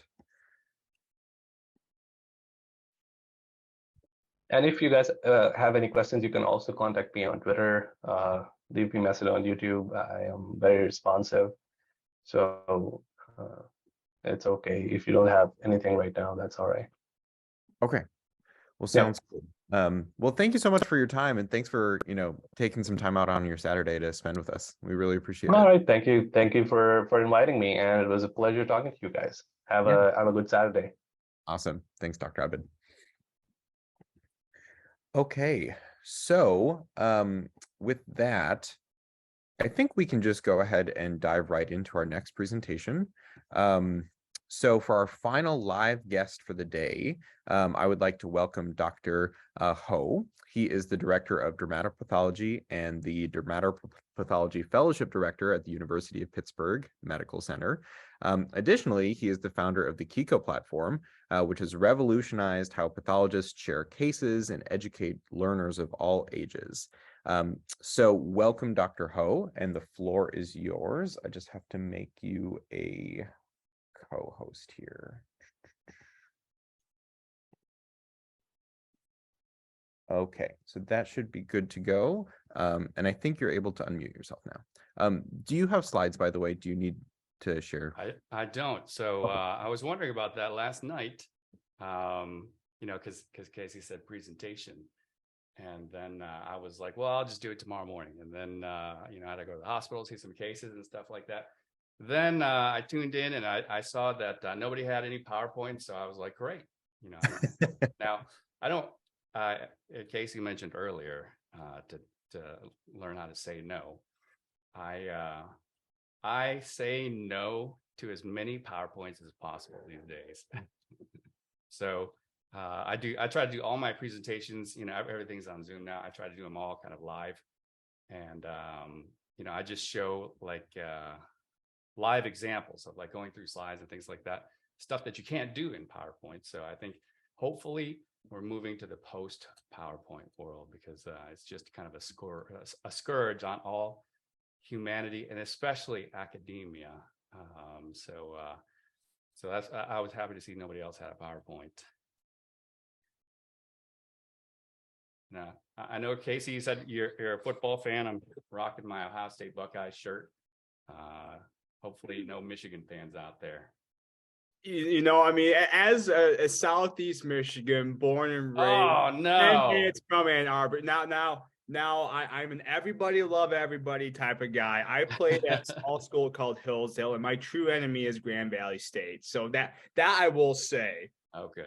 But this is everybody love everybody. But I saw the Ohio State shirt. I was like, It's okay. So as you mentioned, I'm been at UPMC for my entire career, one job, maybe my last job, who knows? Maybe I'll die tomorrow, maybe I'll die in 20 years or retire, who knows? You always got to live like today is your last day, right? So I've been here my entire career. I came through obviously from pathology to derm path. I did my med school at Northeast Ohio. Now it's called Northeastern Ohio, something or other. I can't remember. They changed their name. And then I went to Western Reserve Care System, not Case Western in Ohio. The only reason I mention that is because those are two tiny programs. Not known, not Harvard, nothing like that. And the residency I went to was very small, also two residents per year, and in fact, it's closed now. And I came to a really, really big academic university, so I feel like I have a real kind of disparate experience between a very small place and a very, very large place. So I could definitely talk about that. I founded and CEO of Schukow, and thanks all you guys for all the shout outs for the platform. I feel like we're moving into the next era of social media where it's more niche instead of like 6 billion people on all at the same time. So I feel like, doctors need their own platform so that we can confide in each other and share ideas with each other. So that's kind of where I see the whole world going. Is I think mechanics will have their own thing. I think we'll have our own thing. I think teachers will have their own thing. So that's kind of the future of social media, I see.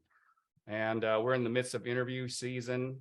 I don't interview the path residents. I interview for the derm. We sit in the Department of Dermatology, so I do the derm residency interview. So I can tell you all about that. I mean, residency in general or interviews in general. And as fellowship director, we just finished up our interviews and we accepted two for, 24, 25. So I can tell you all about that process as well. And I could tell you about digital pathology and how our practice specifically is changing too. So what do you guys want to hear about? I can start with any of those. I'm really curious on your takes on digital pathology stuff. So yeah, if you wouldn't mind starting off with that stuff, I'd love to hear it. Yeah, so I would characterize myself, and many others would characterize myself, and perhaps since high school, would characterize myself as a huge nerd. I love computers. Built computers, sold them, all sorts of things. I might have played a video game here and there, maybe. May have seen the dawn rise, with a couple of all night video game sessions. But anyways, huge nerd. And so I loved digital pathology as soon as I saw it. And I can remember it was at a pathology informatics conference when I first saw the concept that you could see a whole digital slide. This was, I don't know, 15, 20 years ago, something like that. And it was at a conference at the University of Pittsburgh. And, I was just like, wow, this tool empowers pathologists to do so many different things, practice in so many different ways. And artificial intelligence just seemed like it was just so far away. But just to be able to see a slide remotely, I thought was just so cool. And so that's the reason I came to the University of Pittsburgh. And then, so I did a path informatics fellowship, and then I did derm path here too. And then around the same time, I did I would say there's kind of three aspects to this. Around the same time, they were through the fellowship, they were offering a master's degree in bioinformatics. And so for my master's project, I actually did something in human-computer interaction. I was really frustrated. you know how those Apple guys are always like, I know the computer's slower, but Apple's so great. You know, I hated those guys growing up. I just hated them. I thought they were just completely, what's the right word? Fooled by the company. And around the same time, the Apple iPhone came out. That was like the first one. And I can remember looking at it and just swiping and just getting it and just being like, oh my God, this is ridiculous. This is crazy. At the time, it was like the BlackBerry. And then it was the iPhone. So the iPhone was like the first one where, you know, you had the full screen interface and everybody was like, what are you going to do with the keyboard? But anyways, I saw it and I was just like, this is crazy. And so to come back around full circle, that's when I decided to make my master's project on human-computer interaction. That's when I was like, and I had gotten to use Copath. This is being recorded and transcribed, right? Copath is great, but didn't have the prettiest interface. And as a matter of fact, we talked to the IT people who ran Copath. I don't know if you guys use Copath there, you know, in your institutions. The IT people were like, you know what? Pathologists are the users that we understand least. And I was like, whoa, what? You know, we're the ones signing out cases and things like that. So anyways, I was really frustrated with software, pathology software and medical software in general. And so I really started to care about design. And around the same time,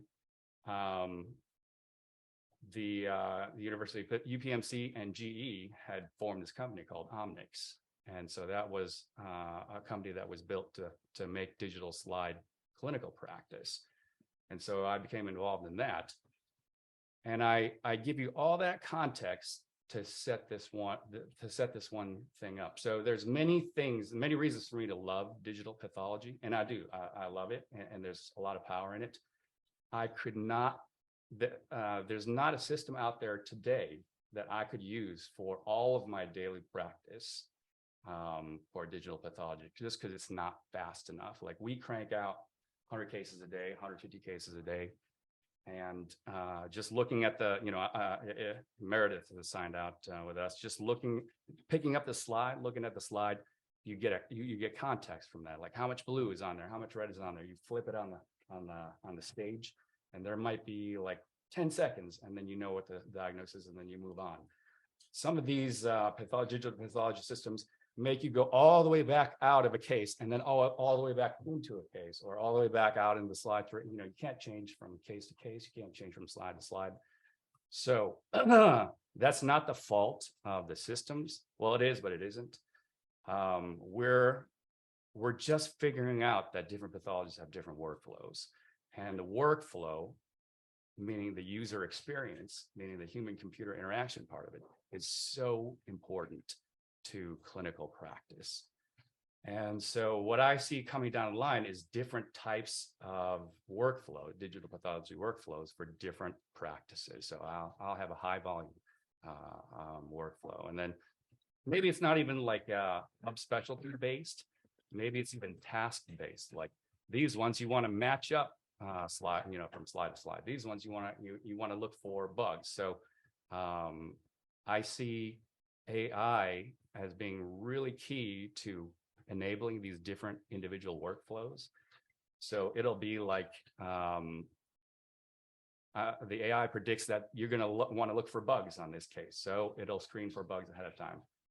In another case, it'll predict that you want to look for rare events in a sentinel node biopsy, and it'll kind of screen that ahead of time for you, just like how Amazon is like, or if you're car shopping, you're like, you might also like this, you know, car. You might also like that car, and it works, right? I keep swiping. On stuff. So that is definitely where I see, and where I definitely welcome AI in digital pathology. But I would say in the last 2 years, so I've been in space for 10, 15 years. It's always been, and I wrote a couple of papers like, here's the ROI of digital pathology. You can reduce error, and it was always like nobody's interested, and we know it's coming, but nobody's interested. All of a sudden, like this year, everybody's doing it. Like everybody wants to. My fellow current fellow this year informatics trained, and then he's going to be derm path trained. He's getting recruited for all kinds of companies, way outside of academia, corporate practice, private practice, who are like, we want our practice to be digital. And even in our own practice, there's always been the AI and the research and stuff like that. But in our own practice now, we had one faculty leave last year, and she was wonderful. She left because she wanted to be an entrepreneur. She wanted to set up her own dermatology and derm path practice. And so I was like, we got to keep in touch with her. Maybe she can still sign out. So then I was like, instead of trying so hard to get people to move to Pittsburgh, I happen to believe that Pittsburgh is a wonderful city. But, for family reasons, for weather reasons, a lot of people like Florida, like my fellow this year, I would love to keep him, but he wants to go back to Miami. His family's there. And my other fellow, Kiki, she's going back to the East Coast. Would love to keep them both. But now I don't have to physically have them here and still be in contact with them. And I can have 10 people who, each of them who can sign out for like a day and kind of just fill in. So the dynamic workload distribution is really attractive to me. And so we're actively looking for the right kind of company that we can grow with. And like I said, no companies right now have exactly what we want, but we want to build a relationship with a company that can help us build what we want, 6 months from now, 12 months from now, and that has a plug-in interface for artificial intelligence. So that's the biggest change that I've seen. So we have a question, digital path compared to Europe. Europe was ahead of us as far as adoption. But I think, like I said, in the past year, things have really taken off from a demand point of view. So not from an federal incentive or any other incentive or academia pushing it or anything like that.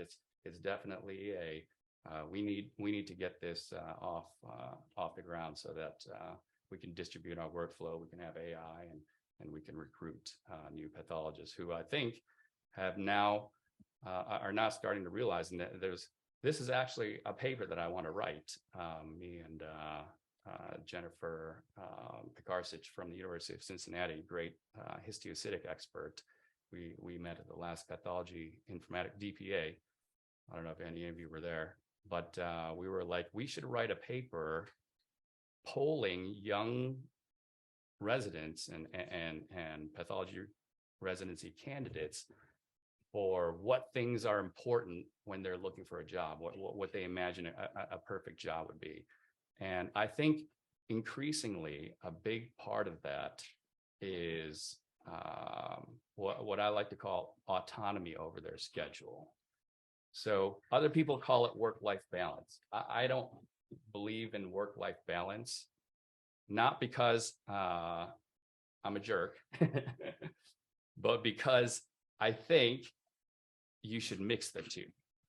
So like intentionally, if you love your job, you should want and you probably hear my daughter in the background here. She's running trucks all over the ground. You should mix the two. I don't know if if I had brought my daughter the day Meredith was there, or the couple days Meredith or Abdul were there, but I bring my kids in all the time because I want them to see where, I don't want to be one-dimensional. I don't want to be the dad that's always yelling at them to clean up their room, and then they graduate and they're like, I don't even know what my dad did. So I want, I bring them in as much as possible, and that's what I mean by I don't believe in work-life balance. Like if you love your job, you should be. And going back to another football analogy, you guys all know the Mannings. There was Peyton Manning. There was what was his brother's, Eli Manning. And then the one that doesn't get talked about much anymore is Archie Manning. And you can talk about the Harbaughs too, Jim Harbaugh, John Harbaugh. The father Harbaugh was also a coach. These guys, they traveled a lot. They brought their work home with them, right? They talked about football across the dinner table. They brought their kids to work, and they taught them everything they knew about football. And that's one reason probably why they're so good. And so if you love your job, man, you should talk about it at home. If you love your job, you should pass that along. It doesn't matter if you're a shoe, if you're a cobbler, or if you're a mechanic or whatever. Like, if your kids see that you love it, they're gonna love it too. You know, maybe not. I'm still kind of working that through with my kids, trying to get them to run, but they just won't love it. You know, getting back to pathology, we want people to love their job and still be able to do it. And so digital pathology helps us enable all that. I got a question from Meredith. Do your kids aspire to be pathologists? This is a little off topic, but I never ask my kids what they want to be.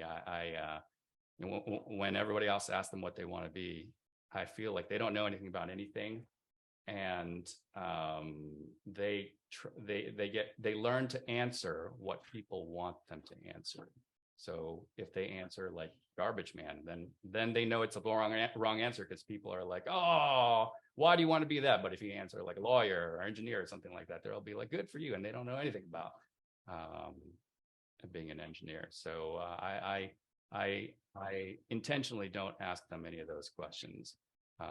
And then as an aside, way off topic thing, you go to these assemblies at school and they're like, they draw pictures, or they have the kids come up and talk about what they want to. And it used to be like, I want to be a policeman or a fireman or whatever. Literally half the kids, they want to be YouTubers.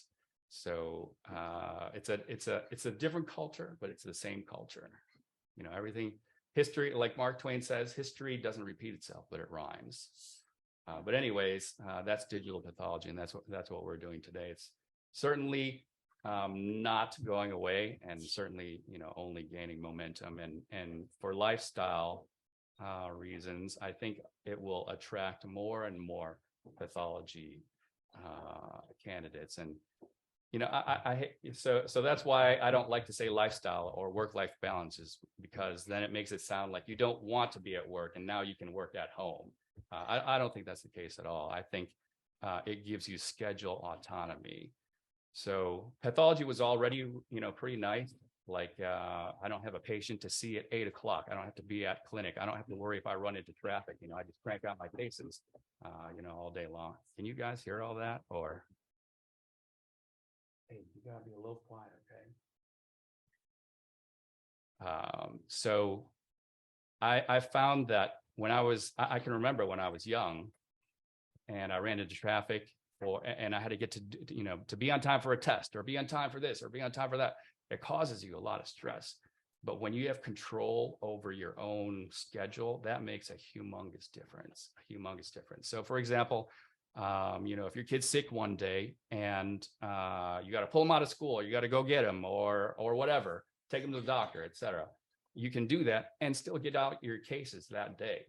So in other specialties, like surgery, for example, you can't do that. So now there are things that are stressful about pathology, but one of the best things about pathology is you have schedule, for the most part, schedule autonomy. Like one of the most famous pathologists in the world, ENT pathologist, Raja Seethala, he starts at like 5 p.m. Like he starts his cases at 5 p.m., goes to like midnight, because he likes to do things during the day.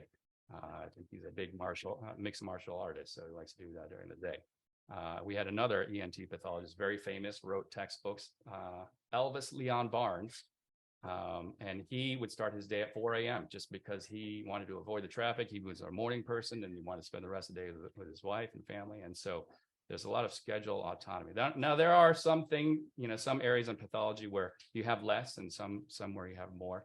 Frozen sections, obviously, you have less autonomy. And then the transplant pathologists, I know they actually have to take call in the hospital where they sleep there. Like, I couldn't do that anymore. And in dermpath, we don't do any frozens, period. So the one thing that's nice about, there are many things nice about dermpath, but dermatologists don't like to be called in the evening, and they don't like to be called on the weekends either. So that means we don't get called at, as much. So that's what I have to say about digital pathology. Looks like we have a question from Casey, so I'll hand it over to him. Sure.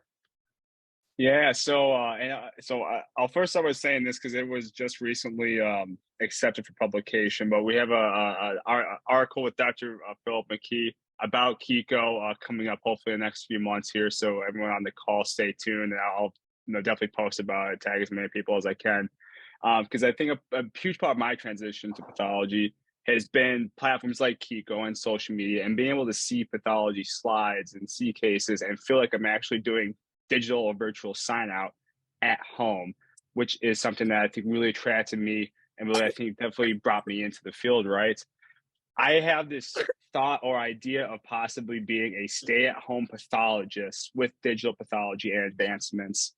Do you think that's going to be like a real reality in the next 10 years of digital pathology keeping up with the expected workload of like being able to see 100 cases a day still, but just at home on digital slides? Or do you think it's going to be too slow still?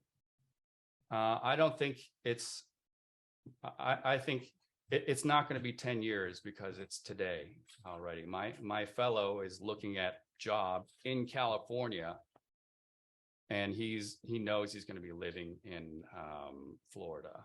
Okay. So there are like several jobs like that are recruiting him. So okay, for sure, gotcha. it's already a reality. Awesome. Yeah, I'm very excited about it. I think it's a very cool aspect of pathology. I'm definitely looking forward to learning a lot more about it.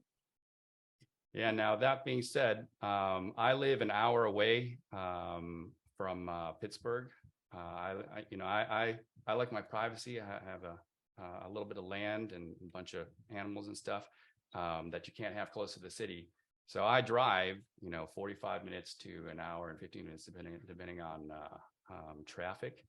I really enjoy going to the office. I really enjoy the rotators that come in, the students, and a lot of times the apparently she let the dogs in. So I think you have to. So as a doctor, your main product, and especially as a pathologist, is trust. I can't tell you how many times a very knowledgeable pathologist has signed out the case. Been signing out longer than I have. And my dermatologists are like, hey, can you look at that person's slides? I don't know them. I trust you. And that, our reputation, that trust is the number one product that you have to give. And when your clients, your dermatologists, your surgeons, et cetera, when they need you, and you're there for them, that goes a long way towards building that trust. And you can do that remotely, but we're humans, we're social animals. And that's why social media is so important, is because, the word social is in there. These human connections are really what build trust. And, I have dermatologists that stop in, you guys have seen, we have a big sign out room, and the fellows are there and the attendings are there. We just crank out cases all day, and we bounce things off each other. So we're like a bunch of carpenters or welders, working together, and when we joke around and when we get stuff done. But also the residents come in and they're like, hey, you remember that case? Or they'll come in after dropping off a stat biopsy, and they'll be like, hey, look at this picture or whatever. Or the attendings, the admin offices are right next to us. So on their admin day, they'll stop by and they'll be like, hey, you remember that case? Or what do you think of that case? So to be right there, a lot of pathologists hate that. They're like, leave me alone. But you got to realize, like, when they need you is when you got to be there for them, because you're going to need them, and you're going to need them to be there for you sometimes, patient facing stuff. So you can build trust both ways, but I would say that's probably what I really enjoy, why I go into the office. Hey, can you move that dog food bowl? Dog's looking for food. Oh, hey, another football analogy. Bring it. Hey, it's a team, right? At the end of the day, I think I Yeah. completely agree with you there. Especially when the office, having that nice team setting and being able to work off of each other is so important. Yeah, and I would say it's even more than a team. It's like family. Mhm. And I was on a Reddit thread. Hold on a second. Hey, can you move that dog bowl like so they don't keep moving it around? They're looking for food, and I can't hear you guys because they're like it's a metal bowl and they're moving across the floor. So when I do interviews, when I do fellowship interviews, I tell everybody what our culture is, what our priorities are. And everybody thinks that the patient should be the number one priority, but it's not. I mean, it is, but it's not. Like,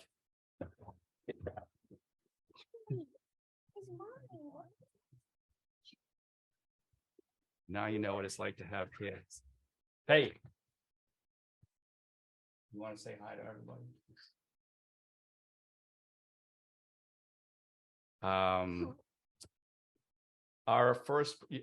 Your first priority, our culture is that your first priority should be your family. Like your dad has a heart attack, God forbid, or your kid is sick, go take care of them because that's the most important thing. Somebody will be here to cover you. So that's why, that's why the patient's not number one. There will always be somebody that, so then number two is, if a patient needs something. So we have them come and look at their slides, we invite them. And then number three is the attendings, to build the trust. Number four is your immediate colleagues right here. Then five is you, if you want to go take a vacation or whatever, make sure that's fine, but take care of 1, 2, 3, and 4 first. So that's how I what I tell the candidates about our culture here. But I can't even remember how we got on that. Was it the dog? Team's a family. That's right. Yeah, dogs are part of that team too. If I had my perfect job, I would have a doggy daycare right next to my office and a kids daycare so that they could all run around and squeal and bark. But that would be ideal. So. Yeah, I think I remember on your when you chatted with Dr. Abid and Meredith on the Follow Your Path, you're talking about one of your inspirations. Who didn't he have like everything, his house and the clinic and all in one? Yeah. Yeah, Dr. Brodell. He's now the chair of pathology down at the University of Mississippi. I think so, Mississippi. Okay. Just a great guy. Sweet. Do you want to maybe transition to talking about like lessons you've learned, advice to like medical students, sort of going down the pathology road, but then like maybe ending up in, derm path or something like that. Like any advice you would have to like 3rd, 4th year medical students? Yeah. So what I tell you today may not have any meaning, or may only have some meaning 3 years from now or 4 years from now or whatever. I think, and some of it, you're just going to have to leave to fate. I don't know if you guys have watched this commencement speech by Steve Jobs at Stanford, I think 2005 or something like that. And he tells this story of how he was adopted. I don't want to go into the whole story because he's very eloquent about it, and you should listen to it. It's super inspiring. Maybe inspiring is not the right word, but it's just super good is even worse of a word to describe it all. But you have to YouTube it. But his parents. He was adopted, and his biological mother asked his adoptive parents, just make sure you send him to college. And his adoptive parents were very, lower middle class, and so they saved up their whole lives. And then, being the person that he was, he's like, I don't like being made to do things that I don't want to do, and so he picked the most expensive private college. Kind of just drained all the finances. And then he dropped out. and he went to a college called Reed College. And I don't know if you know anything about Reed College. I don't know if any of you guys were into calligraphy, but he loved calligraphy. And he hated that he had to take all these prerequisites first to be able to take the classes that he wants. So he dropped out. And then he says he dropped back in. And then he would just go to these classes that he wanted to, that he wasn't allowed to before as a formal student. Anyways, he left there. He became a fruitarian, went on a commune, went to India, and then eventually founded Apple. But the way he tells a story is that if he hadn't gone through that, Apple would not have these beautiful fonts. And then he says, you can't connect the dots looking forward. You can only connect the dots looking backwards. So I would say, yes, there are rules, there's infrastructures that you have to play by, that you have to deal with no matter what, like the fellowship application cycle, the competitiveness of one subspecialty over another. Yeah, you gotta deal with some of that stuff. You gotta play the game. But deep down, you gotta know yourself. You gotta know like what makes you happy. You gotta know what you want to wake up and go do every day. And the way you do that is you expose yourself to everything. And wherever you go, you got to be like, could I see myself doing this every day? And a lot of it, a lot of the stories that I've heard have to do with the people that inspire you, that you work with or whatever. And that's fine. But you got to, I know it's been said over and over and over, but you got to find yourself and you got to figure out what you really love. I've had people come and ask me, should I do derm path because AI is likely going to take over tumors and probably not rashes, and so I want to have some job security. I understand, where that sentiment is coming from, but you don't want to play the game too much, otherwise you'll never figure yourself out. So expose yourself to as much as possible, not just different subspecialty, but different people. And that's what's great about this new world that we're creating, that we're a part of now, is it's so easy to meet other people, so easy to have your personality, find another personality, whether it's a peer or it's a mentor or whatever, that kind of matches your own, extroverts, introverts, specific interests, it doesn't matter. It's part of the country. So just like get out there and meet as many people as you can and experience as many different people and places and different environments as you can. And so away rotations are important.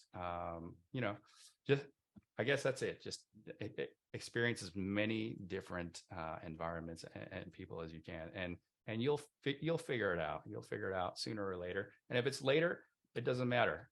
Take a gap year, whatever. You'll just have faith that the dots will eventually connect themselves. I just went through fellowship interviews, like I said, and one of the things that really grabs me is when in academia, people are always like, oh, they had a gap year. Well, we don't like that. Sometimes I really like that. It depends on what the gap year is for. If it's because you're on parole, maybe not so good. But we had one guy who was like, I really wanted to, I thought I was going to be a power lifter. I really wanted to see if I could make it. And then at the end, he was like, I figured it out that I was never going to be Olympic level. And I always loved medicine. I can't remember if this was a fellowship interview or if it was a med school interview. Anyways, I like when people chase what they love, because, and especially in the face of everybody thinking that this is stupid. So I don't know if that will get you into fellowship, but that's what I like. That's what I look for. And I think those people end up, I see a lot of people who have played the game for their entire lives, like to get into highly competitive residencies, you have to be a great Boy Scout or a Girl Scout for your entire life. And you got to jump as as high as everybody is telling you to jump, and you got to push out papers. Here's the game, here's the rules, and you got to do it. And then, they get their MD and they get their PhD, and then they get to this, they do a couple of research years and crank out all these papers, and then they get through residency, and then they're like, you know what? I'm tired of this crap. I want to go to private practice and make a ton of money, and that's it. I don't want to write any more papers, So I would say I see that story so often, and that's counterproductive for medicine. Like, we don't want to crank people out like that. We want to crank people out who are just getting started. We want to crank people out who love to discover things, to make scientific discoveries. So I feel like the system sometimes is counterproductive. So figure out what you love. The sooner the better. Well, great. Well, thanks for spending so much time with us. We really appreciate it. I'll put out one more last call for any questions for Dr. Ho. And if not now, where could they reach you outside of this? So I put my email out there, but you can also find me on Twitter, and also on Kiko. Direct message me on Kiko. Any of the above, many ways. Okay, well, great. Yeah, like I said, I appreciate all the time that you spent. I think you were here from like the beginning, so much appreciate spending your entire like Saturday morning, afternoon with us. Reach out to him with any questions that you have, and yeah, thank you. Oh, one thing that I wanted to mention that I forgot, I wrote down, and I just looked at my notes here from earlier. As far, I don't know how many of you guys are interviewing this season, but I've done 3 years of this virtual interview stuff now. The number one thing you got to make sure is that your microphone has good sound. So most people don't have good sound. They use their laptop, and it's fine for meetings and stuff like that. But when somebody comes in and they have like the YouTube broadcast microphone, which is fairly cheap these days, less than $100, it makes a huge difference. And you can have no video and have good audio quality, and still knock out your interview. If you have poor audio quality but great video quality, dead in the water. So the microphone is most important. It's better if you don't have a background. I do have a background here, and it's okay. it could be better. Things could always be better. But the way I did my background was, if you Google like Zoom background, I think this is the first one that pops up. But what I did with this one is I vignetted the peripheral area, so you can see like the corners are darker and the center is a little bit brighter. So if preference is to not use a background, and if you do that, try to give yourself a little bit of a 3D background like Casey's is, so it's not flat. That gives you some dimension. But if you're going to use a background, put a little tiny bit of work into it, and it'll go a long way. Like I said, only for interviews. For meetings, it's no big deal. All right. Well, thank you guys for having me. Was a lot of fun. Hope to see you guys again. I'm sure I'll see you guys again. Yeah, thank you so much, Dr. Ho. Really appreciate it. Take care.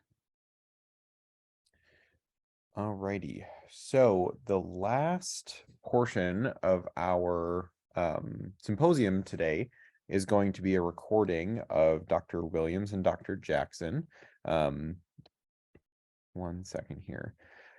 So yeah, Dr. Williams and Dr. Jackson, they weren't able to make it today to present live, but last weekend we were able to record a session with them. So Dr. Williams is a neuropathology fellow at the University of Alabama, Birmingham, and the founder and host of Diversify in Path podcast. Dr. Nicole Jackson is a forensic pathologist at King County in Seattle, Washington. She is also a clinical professor at the University of Washington and a co-founder of the Society for Black Pathologists. So let me pull up their recording here. And I just want to make sure that the audio comes through okay. So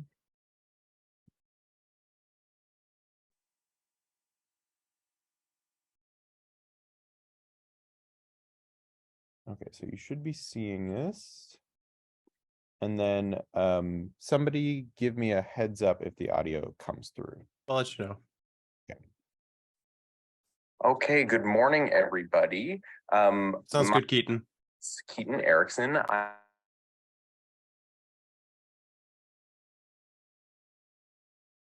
Hold up, Keaton. It cut out now. It cut out. Yeah, I wonder, maybe play it now. You might need to leave your mic unmuted. Gotcha. Let me see. Be talking Yeah, I can hear it now. You might have to stay their unmuted. experiences in Sounds good. diversity work and initiatives that they've done and reflections on the importance of DEI in laboratory sciences and laboratories across the country. So without further ado, I'd like to first introduce our first speaker.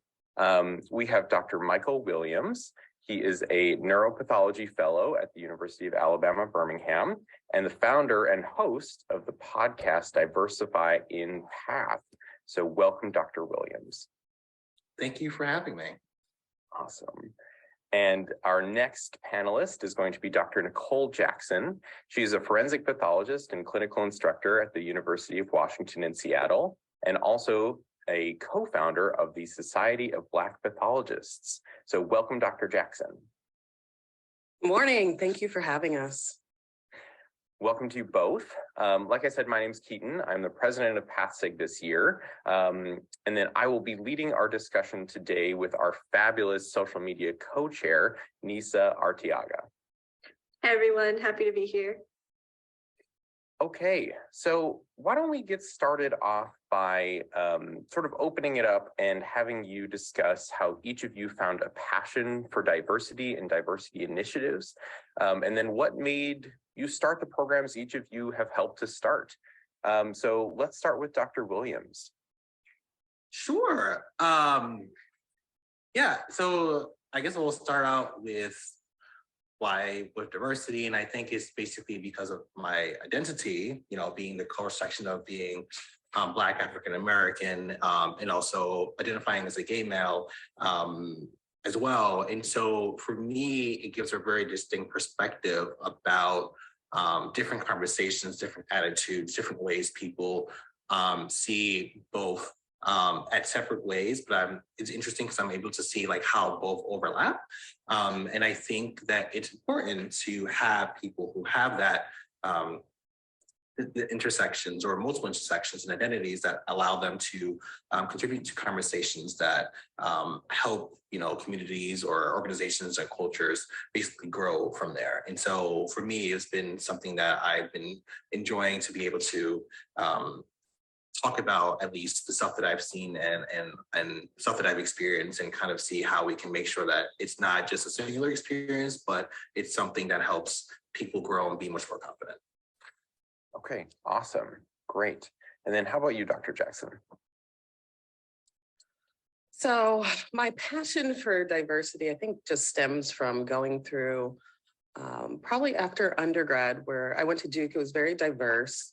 But then that fell off as soon as I started medical school. You know, in a class of 200, there were 3 Black students, all Black females, only a few Latinas, no Indigenous people. Did have a very large queer community, which was nice and something our school, you know, boasted about having diversity, but that was really it. Follow that by started in general surgery. We were the first class of Black females, switched to pathology. I was the first Black female graduate of my training program, you know. And so it stems from basically being the only face in the room that looked like me for a decade of training, and just knowing how that impacts, you know, mental health, how that impacts your performance, how that impacts your potential for professional development, and just seeing so many opportunities for growth given to other populations. There was a lot of mentoring and people who are like, well, this trainee looks like me, or I resonate with their story. And then they're given all these experiences over and over again and CV padding. And so having done that for a decade, and now being in a position where I can affect change, both on the residency level, on the fellow level, and I'm even working in the medical school or trying to get my foot in the door to make things more equitable. So that's where my passion stems from. And then both Michael and I were both co-founders of the Society of Black Pathologists. And, you know, I think it was started for the exact same reasons. Michael started his podcast. It's the same reason, you know, we've all been through there and we know how challenging it is and exhausting it is, and to not have someone to turn to when you're going through certain struggles. And so we're creating this whole organization where it can be a safe space where you can have mentoring across different levels of training, even different career levels, from professors, full professors, to early career, and having that support network, because oftentimes it's lacking. That's really excellent. Thank you both so much for speaking about your passion for diversity. We really appreciate it and love to hear it. What has been the most impactful lesson each of you has learned since starting these initiatives? And we'll go back to Dr. Jackson. As I take my sip of coffee. Goodness, most impactful lesson. That's hard because I think there have been many impactful things. So I won't say this is the most, but it's been one of the most.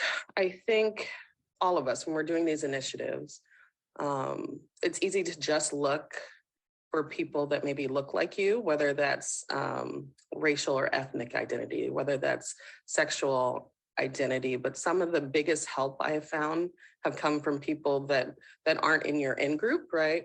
But they're strong allies in other groups that care just as much. Maybe they have more time and energy and resources. Maybe they're just further along and they have more insight to give, and not alienating them and including them in your efforts. Because there are people, you know, they don't have Black skin, they don't have brown skin, they're not queer, but they're here for it, and they are ready to show up and do the work, and they have so much to add to what you're doing. So that's been a very positive, and not just one, multiple people along the way. Thank you. How about you, Dr. Williams? Oh, sorry, please go ahead. Oh, no, I was gonna say, like, it's interesting with what Dr. Jackson has said, because there are definitely multiple experiences, I think, that either, coagulate, if we could do laboratory medicine terms, together, that basically get together. And so there's multiple, I think I'll just say two. One of them was when I was a surgery resident, and I would always talk to the environmental staff. And I think this kind of goes along with talking to people outside kind of your, group of people that you have, especially just in medicine. But outside of medicine, it was environmental staff. And I would talk to them and like just say, how are you doing? You know, hope things are well. And we got to know each other along the way. And I would always say hi.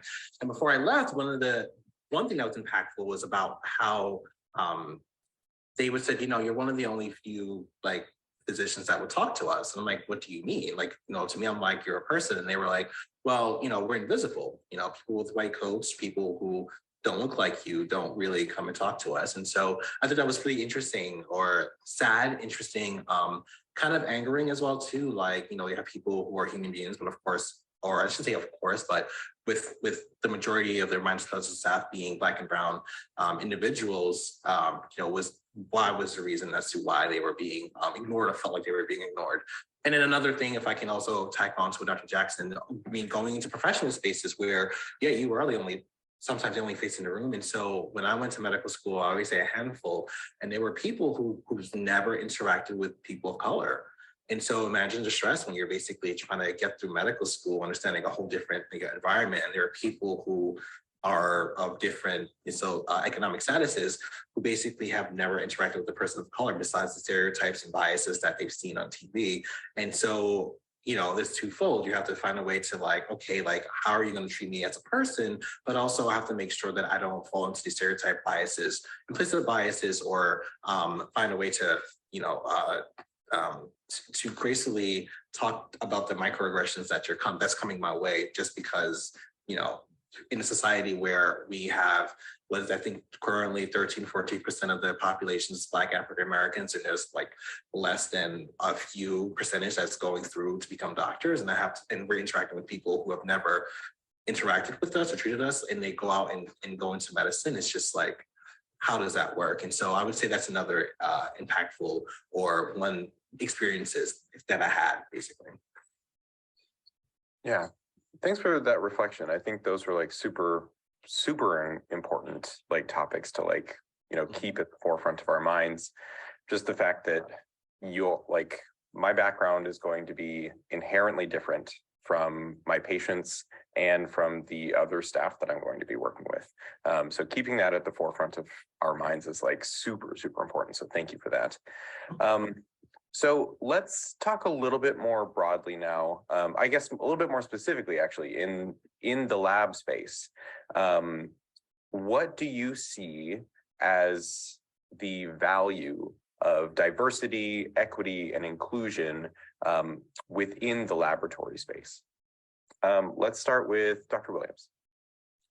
Sure, yeah. And so I think I've seen this question, and it is interesting. I think it's multifactorial,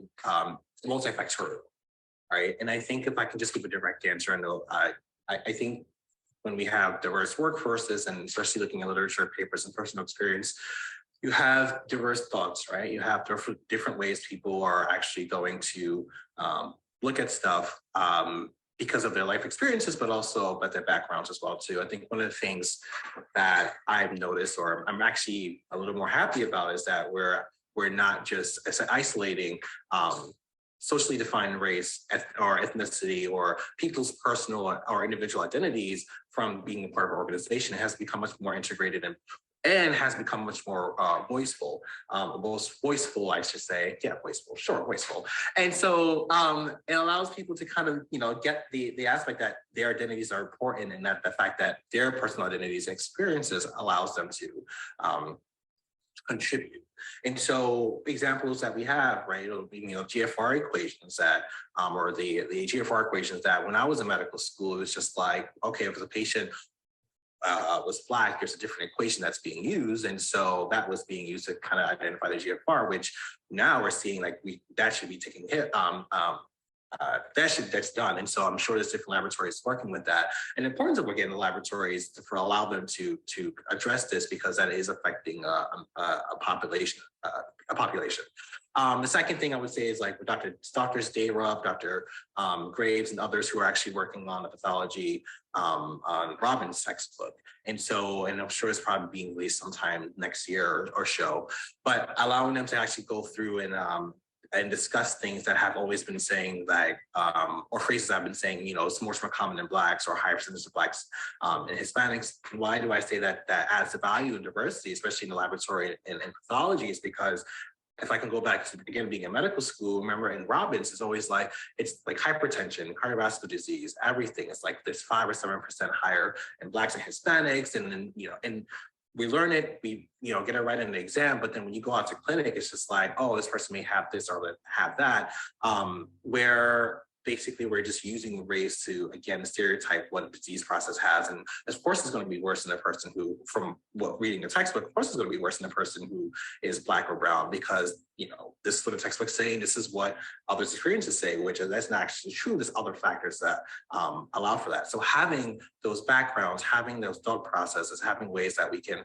hopefully go forward and educate people about how things should be used, or how things should be interpreted to help medicine get better. And I think laboratory medicine and pathology, definitely, especially teaching in medical school and also out in healthcare, is one of the leading you know, organizations and fields that are basically doing it.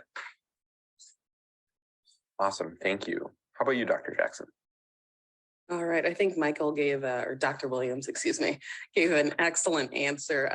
Kind of stole some of the things I was already going to say, but of course. Sorry.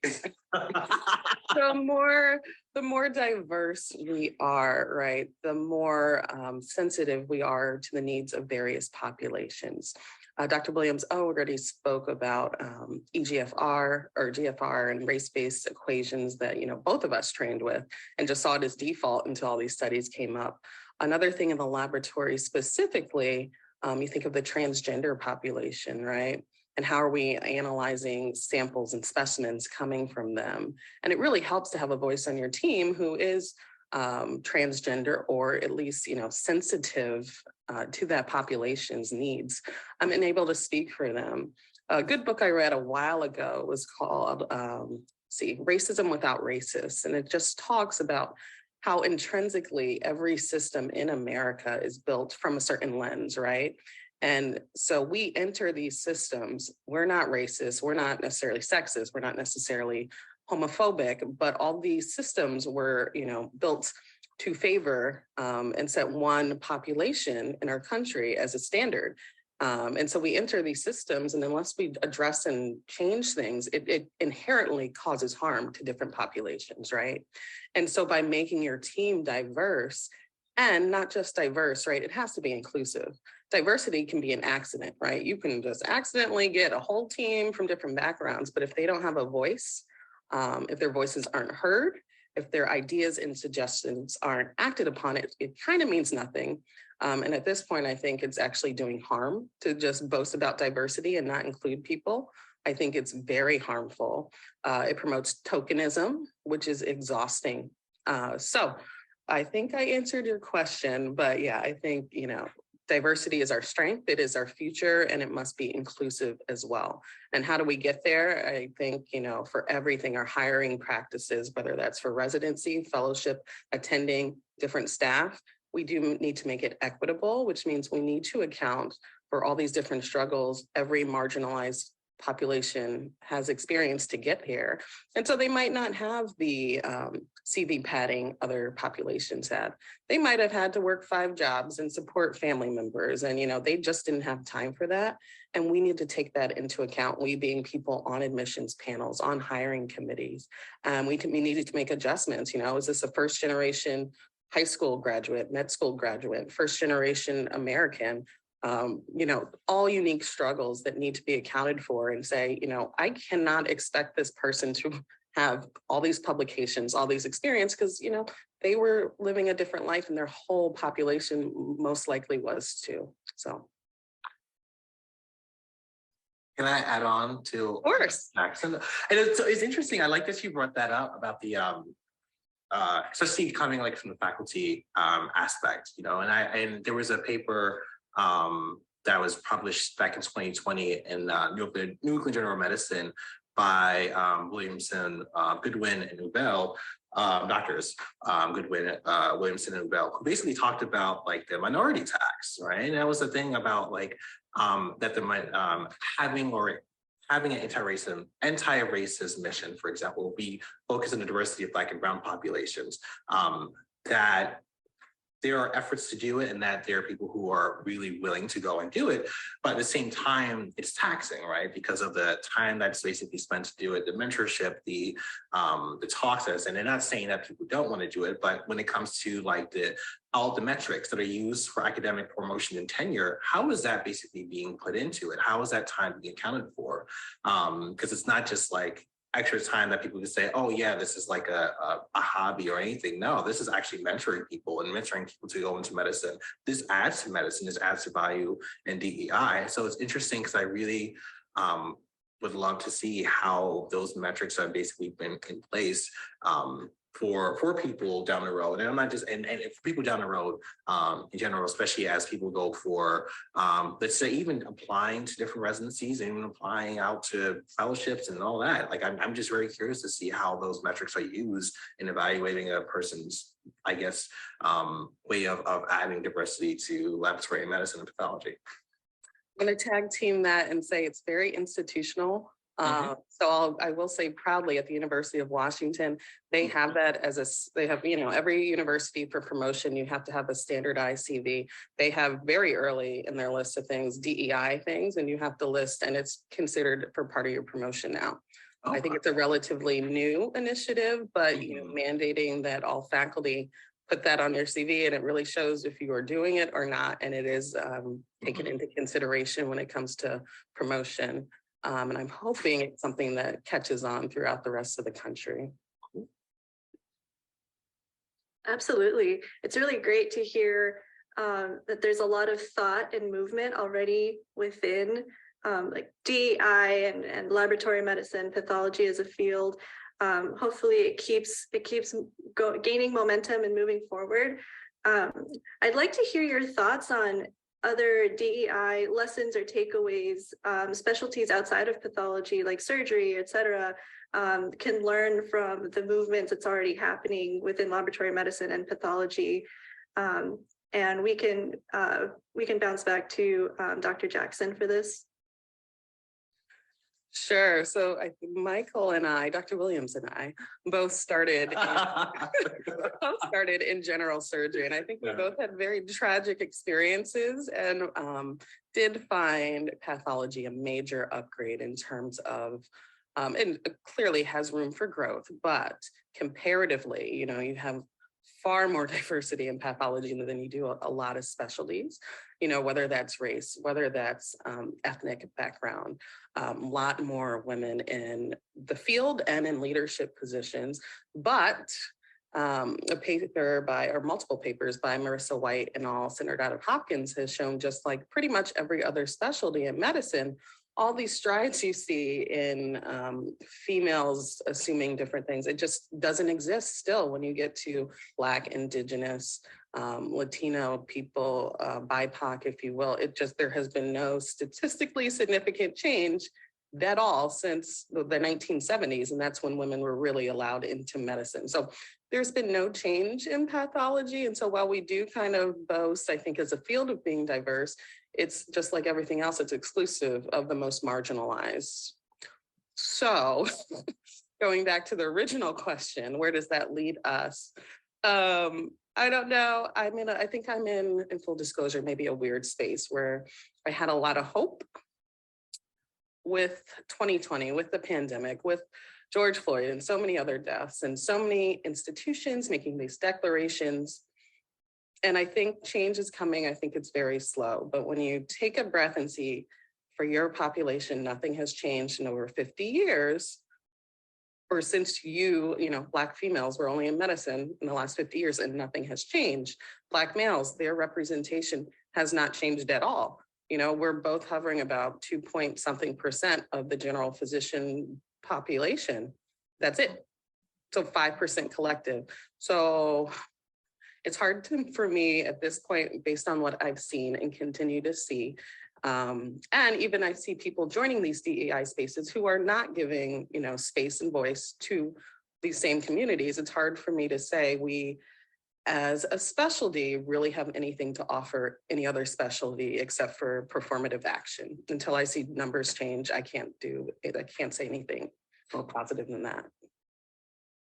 I enjoy that that you said that, especially the performative action aspect of it, because I think when we look at, when the death of George Floyd happened and there was all these calls to action. And I think we were even talking back then where a lot of organizations were saying, and I'll go back to the original question for sure, but to kind of do the tailwind of Dr. Jackson's statement, there was a lot of organizations that said, racism is a public health issue. And I think maybe we talked to it, and I was just like, I wonder why it took so long for this statement to come out, right? Because I was just like, this is something that I feel like has been entrenched in it. It wasn't, it was grateful to see at least that's something that's being talked about and something that's being on headlines, but it also made me kind of think about how is diversity thought of from other people and other groups, right? I mean, I know we talk about us and our intersections and being Black and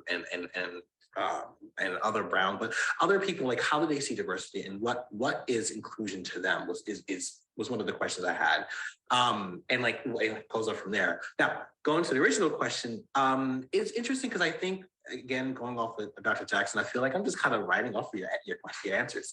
It's kind of like, it's interesting because I think that I'm not a surgeon, so I'm not talking, I can't really speak for the field. I think they have also tried to make strides in different fields as well too. I think it was interesting, if I can kind of make a tangent about this, the question, and kind of turn it differently, about how, for example, when the DEI statements were coming out, and it would be in all the like different, like, you know, specialties and all that, especially for residency, and you go on to some of the residency pages and they have a whole homogeneous like population of basically homogeneous population. And they have a DEI like statement on the bottom. It's just like, what? I'm confused. Like, this kind of seems like it's not really, like, I don't understand what's happening right now. You know, like maybe there's stuff in the works, maybe there's stuff, you know, there. I do think there are strides being done in the different fields. I can't talk because I'm not in those fields themselves, but I do feel like there's different strides that are being done to help move those voices and also help at least to get things moving somewhere or another. And Dr. Check has something to say. Go ahead. I want to tag team. So, you know, DEI, I do think a lot of times it'll circle back to Black, white because of our nation's history, right? But specific, and I think this is a huge problem in medicine, right? There's diversity in training. And how many institutions do we look at? And we know they take their own, right? And you know, prime example, the other day, one of the Harvard training institutions, of their class of maybe 14 or 15 fellows, all but one were from a Harvard program, you know, and that's something too. And we see it all the time at institutions, right?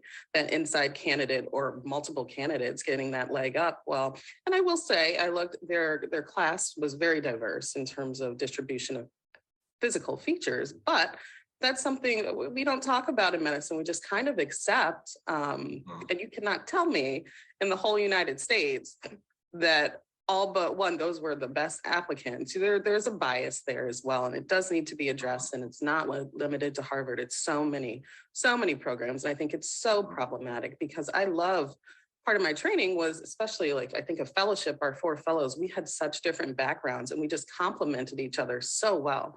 And I learned so much from those 3 fellows that were nothing like me, both in terms of external features and training backgrounds. And it just enriched all of us instead of having this myopic view of how we practice medicine, you know, and I think that is huge too.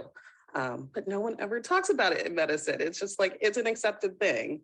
And it's really bad because you see people plan their whole career trajectory. Like, I'm going to move across the country to go to this program to boost my odds to get this fellowship. And it's just, it's mind-blowing, some of the things we allow to happen in medicine. And by we, I mean, none of us have been in positions of power, but, you know, that collective we. Okay, well, great. I think it was like honestly really refreshing to get like an honest take on that. So yeah, I appreciate your honesty and candidness there. Okay, so switching gears, in terms of like diversity and equity and inclusion, let's turn to like digital pathology and social media. What roles do you see those two sort of entities playing in further diversifying medicine, further diversifying pathology? Yeah, what's your take on that, Dr. Williams? Sure. I think we have seen the use of, let's go with social media, right? And so, you know, I guess I always make this joke. I'm one of the like, how do I say it? Elder millennials, you know? And so I have Twitter. I was Geriatric. Is it geriatric? I don't know if people like that term. Anyway, I'm one of the individuals in the millennial generation towards the, you know, the, let's say the other and spectrum of it. And so, you know, Facebook was something that I kind of used in college. Grew up, I used Twitter a lot, Instagram too. And like we see TikTok now is becoming, it is very popular. A lot of people use it because of the fact that it gives like really 30-second aspects. And I think one of the great things about it, like let's say TikTok is the fact that people can use it to, of course, use it for entertainment purposes. They can use it for dances and stuff. I think one of the he's going for a doctorate in clinical laboratory sciences. His name is Carlo Ledesma, and he uses it a lot for he does dances on it, but he does a lot of educational stuff about pathology and especially laboratory medicine. And so I think we have medium that basically allows us to talk about pathology, laboratory medicine, and getting it out there. But also it allows us to see, for example, people we would have probably never seen who are in medicine. Like, for example, there are people that I've talked to who went into medicine and they thought they could go into medicine because they seen that representation. And so it was really interesting to kind of see that there are doctors who are on there who are using that and utilizing those platforms in order to basically like say exposure, to say like, here, I like, you can do it too because you can see me, but also using it and utilizing it in order to basically educate the audience, not about medicine, but also like history behind certain aspects of how medicine is practiced, or even about structural components of medicine, structural racism, for example, and how it's just so integrated into the curriculum. And then one thing I do want to say too, before I want to head off to Dr. Jackson, is the fact that we also should be really aware of what is called media literacy, especially in the digital age, right? And so when somebody does post something, I know it's easy to see 30 seconds or learn something new, but sometimes we have to be careful about what is said and how things are said. There was this that I'll just say that before and then go off. There was a post I watched on Instagram, because there's this meme about how Instagram is kind of the way to look at TikTok, and I agree with that. And there was a billboard about how a certain pronouns of a certain minoritized population. And somebody broke it down and was like, well, somebody's going to think like, one group did it, but it wasn't that group. It was a different group. Really be able to understand what you're seeing, and also educating yourself about what, who put it up there, why they put it up there, and is that something you stand for? Because somebody reading that could be, oh, okay, that's what I think is happening. So at least I learned something new, but that may just be something that's false. And so I think digital media literacy in the digital age is also equally important. But okay, I'm gonna stop talking. I think digital pathology, social media, I think it's one of the keys and keys to diversifying medicine, inclusive of pathology, because if you zoom out, really pathology is a minoritized community within general medicine, right? We think of all the specialties, we don't have exposure. It's historically why we've had a hard time recruiting people.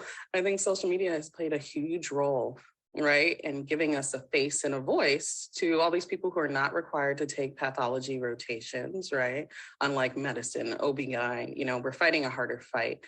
And the same thing translates to any within pathology or the general US population, minoritized, marginalized groups. So I love it because it's free. Right? I mean, you can pay. I refuse to pay ever, but it's free. And it's a free way to advertise. It's great. I think it's been great for medical students, high school students, even to just see what a pathologist is. Look, we're happy behind the microscope. Look at what we do. And it's great when you get into your subspecialties within pathology to say, well, here's a forensic pathologist that looks like me. Here's a neuropathologist that looks like me. And look, they look happy. And then you can talk to them. You can shoot them a DM and probably get a response on the order of a few seconds, if not, depending on how busy we are, a few hours. So I really do think it needs to be utilized more and more for all of pathology for recruitment purposes in general. And then also just, it's an easy way to help diversify your workforce. So the amount of people I have met, I don't do too much on my social media accounts, but I'm one of few forensic pathologists, and the amount of DMs I get from people all over, not only the US, the world. I have mentees in different countries in Africa who, goodness, if you think our medical legal postmortem investigation system in the US is not great, try Africa. And so they have so few forensic pathologists over there. And so to have someone to mentor, goodness, halfway across the globe, just like this, who has no one to talk to, and then trying to plug them into systems so they can grow and they can develop and they can make it to that end goal instead of, becoming a different type of doctor. That's invaluable. So I think it's key. I love that it's free. Keep it free. I have words for Elon, but I won't say them on this podcast.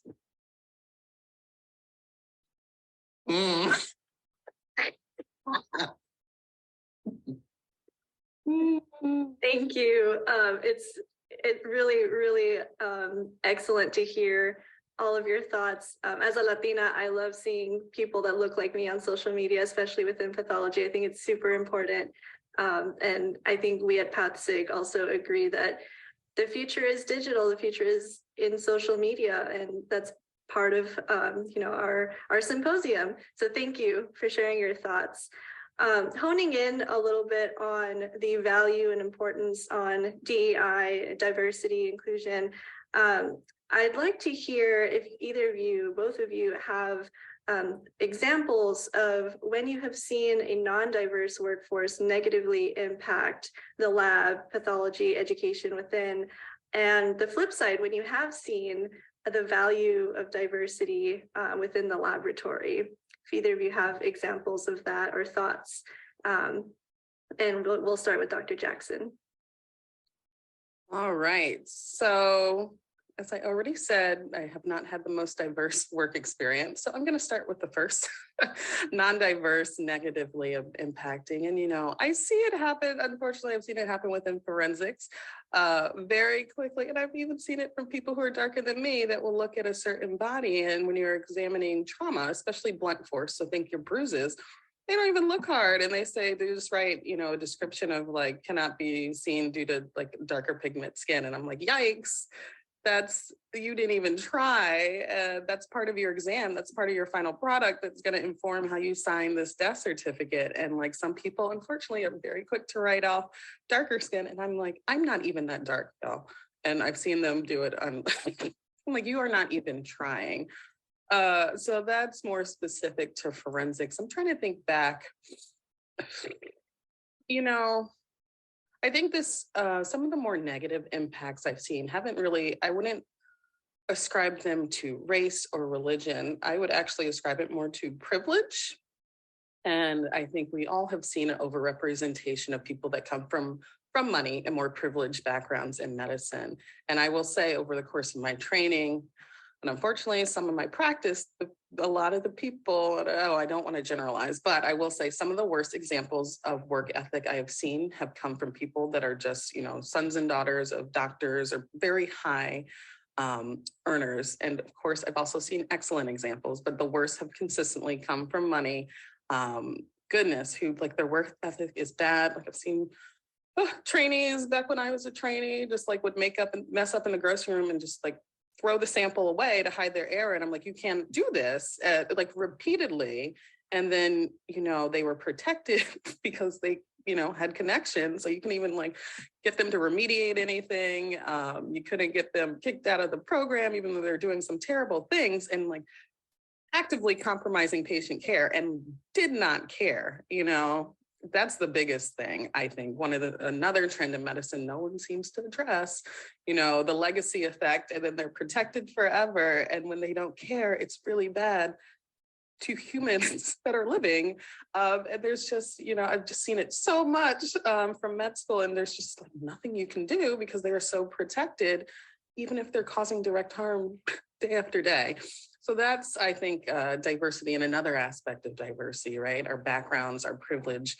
I don't want to generalize because I've seen some excellent physicians that come from lines of physicians and they have the utmost integrity, but just the worst have consistently also come from those backgrounds. I'm going to pause and let Dr. Williams answer and see if I can think of a more positive example. For sure. No, so I love this feedback because it kind of makes me wonder, like, in terms like the example you gave about how dark skin is used as a way of saying unable to assess trauma. And the two questions, not questions, but thoughts I have about it is like, I wonder, one, if it's just like the way, they were trained to kind of go and assess that. And two, if we talk about education, like, for example, when we look at Robbins, a lot of the pictures are a lot of, let's say, fair-skinned individuals, right? And so when you see people who are those who are not fair-skinned, who are darker, more melanated, more pigmented, the unfortunate aspect is when like there's like a trauma or there's something that's kind of more negative, or all disease is negative, but something that's very specific, right? And I wonder, if that kind of like thought process kind of gets seeded when you're in the medical training and that. That was just one two things that I wanted to say and comment about. Go ahead. Oh, I was just going to say, absolutely. I think it comes from their training. And if you look, because as we talk, we need to do better. We are doing so much better than the generation before us in terms of diversity. And when you think, like, look at forensics, you know, it is more diverse, it could do better, but if you go back one generation, I mean, it was almost all exclusively white men. Every now and then you would have a white woman, and that was kind of it. So yes, I do think it's just this, again, myopic training that has been passed down until you insert someone into that system that can be like, hey, now let's pause and look at this. It just gets passed down, but I agree with you. I think, let's say for like my experience, I guess let me do a positive. I'm going to spin it because this was a positive. There was somebody in the laboratory, similar age that I made friends with. He was a Caucasian heterosexual male. And we made, like, we were friends and we kind of hung out and stuff. And we started talking about like race. And I think socially defined race. And I think one of the things that we got out of it was more about his curiosity about it. And like, not that I had to teach him like bad or good and stuff like that, but more of just like, can you explain your experiences from there? And I think I'm basically getting to the fact of allyship. I think I am not saying this specific to laboratory medicine, but from my experiences seeing it during my training, I thought that was pretty interesting, because he would tell me stories about how he would talk to other, let's say, individuals, and they would say something that was that would be viewed as racist, or something that's viewed as a macro aggression. And he would have to stop them and tell them like, hey, what are you talking about? Like, you know, that's a stereotype. And actually try to have a discussion with them, and whether the discussions would be good or bad, he said he would try. And I thought that was kind of impactful and powerful to me, because I was just like, oh, wow, like, not only, like, you know, I don't have to sit there and fight this battle. There feels like there's somebody who is there to help that battle as well, too. And so for me, I think that was one of the positive experiences when, at least if I could talk about allyship, because I don't know, we've talked about it before, in the efforts of DEI in order to kind of help the lab. I think that was one positive experience that I've encountered. Yes, I'm going to tag team what Michael said, Dr. Williams, sorry. But yeah, with diversity, and even in my example, having someone there to jump in and say, hey, but I think Dr. Williams brings up an excellent point, how important it is to be an ally, which is, I think, one of my first answers, right? Because it does decrease our stress sometimes, because, you know, I think we've all seen it or experienced, you know, it's hard, you do it because you have to, but to jump in and it's like a little trauma. It is so nice to have someone there who doesn't kind of carry all that weight, that can jump in for you every now and then. And that's really invaluable. It's good for our health. So yeah, just signing everything Dr. Williams just said. Yeah. Okay, great. I mean, like, I think allyship is like super important for those who are like not outwardly facing diverse. Like, that is what you have to do, like, to help the people in your life who are, you know, like, allyship is the main thing. So thank you both for like emphasizing that and bringing that up. Okay, so something we had talked about a little bit earlier was like how several residency programs like have this like homogenous picture of like their training classes, but then they'll have like a DEI like disclaimer or like statement at the bottom of their websites. So I guess my question to you both is, how do we prevent DEI from becoming just a slogan or a performance instead of like actual performative action, like we talked about, instead of like point of action? So yeah, any thoughts or reflections based on that? Let's start with Dr. Williams. Oh, wait, Dr. Jackson you on pause for a bit, sis. You have something to say? I want to hear it. Yes, because I think before we, it's hard to fully answer this question, because as you just said, and I love the way you phrase it, right? Outward facing. And so one of the things I do try to speak up for, there are people with disabilities, you know, really highlighted, I dated someone in Chicago, chronically disabled, and it really just highlighted so many struggles that population. So I think it's also hard because you might see a group, right? And they might look homogenous, but they might actually be more diversified than we think. So I think that's very important to take into consideration as we answer this question. Also, as we evaluate programs, right? Not every aspect of the diversity is visible, right? And then not everyone, where did you go? Not come back to us. I'm here. Hold on, tell me. I just had to adjust. Not every aspect of diversity is visible. So with that, I'll let Dr. Williams start his answer. Sorry, I was intrigued by your answer. I'm sorry. Can you just paraphrase the question one more time? Was it about DEI and how we can avoid it? Okay, right, performative stuff. So let's I have a disclaimer. I am not a DEI expert. I'm not. I think one of the things that, and I think this is very multifactorial because I'm looking at it from the, I guess, training ground up instead of looking at it from organization down. So I think a lot of the efforts that are being proposed and are talked about come from either a group or an organization that basically say this is what we stand for, and then it's the other people who the other, I guess, key stakeholders, for example, the employees, the patients, and everyone else who see it and then find one way or another to fit within those efforts.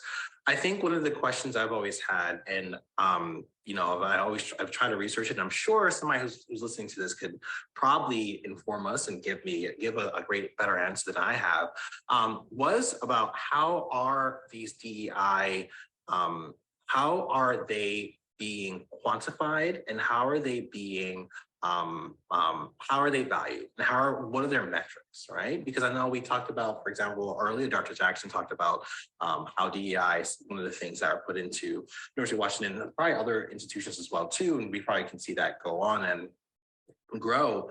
But from an organization level, I always wondered, like, how is it that they are, how are those metrics, how are they quantified, and how are people following it? What are we looking at? What are we doing? And where are we going with that? Because I think if I could basically kind of be much more theoretical here, is that when the DEI, when that acronym, let's just say, became just so prevalent within 2020 and 2021, I felt like it was just like, we have to grasp this term in order to basically make sure that we're on board with, racism as a public health issue. But at the same time, I wonder, like, how are the metrics being measured? Did institutions have things that were placed? Was DEI just something that was just to say be performative and stuff like that? Long story short, I'm rambling, and I'm sorry, I don't have really a good answer to that, because I really don't know what metrics are being done. I would say, like, one of the sad things that I've seen is on, let's say, LinkedIn, and like there are people who will say they're DEI experts,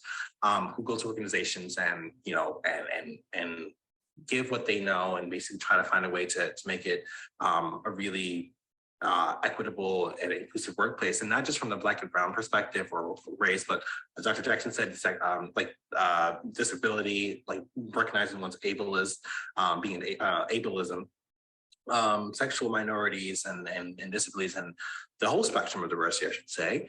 And they leave the organizations and they say that they just don't have the support, that they are basically just saying, I'm doing all this work and like nothing's really changing, so why am I here? And so I just wonder, like, how the metrics being measured, and how are people getting encouraged to continue those efforts, or are we just going to have an acronym that's just there to kind of make it seem like, oh, sure, we say it, but do we really care about it? And how are we leading the organization to make sure that we include that in our everyday organization and efforts? Yeah, so I think this is the hardest question to answer. So I'm gonna break it down. So how do we, who's we? And I'm saying this as someone who's gone from trainee to now faculty. I think it's very hard to address as a trainee, unless you're at a unique program that like has a DEI committee that welcomes, students that can then be allies for change for their admission. I think it's incredibly hard.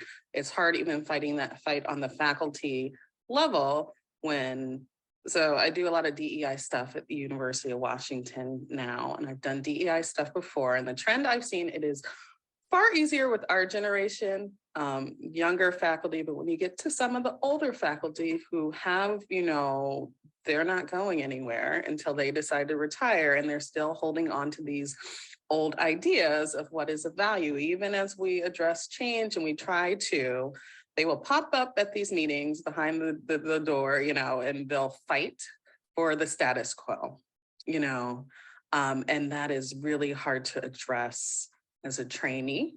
I think it's very hard to address depending on where you are as an early career faculty, depending on where you are. And so how do we, I think for the trainees, just keep it in mind, do your best, but I think that fight is for the faculty. And I think once you get to the faculty level, I think it's, from what I've seen that has been working, is banding together with like-minded people and kind of forming your own unit and pushing and being persistent for change, and addressing your admissions policies, which then, that's going to take a while to see, because we start interviewing for forensics, 2 years in advance? So, if you think how far out we interview, it's a while before we'll even see that first class that comes in reflecting the changes we've made in our policies. So we always want change to be quicker than it is, but I do think it's happening at some institutions.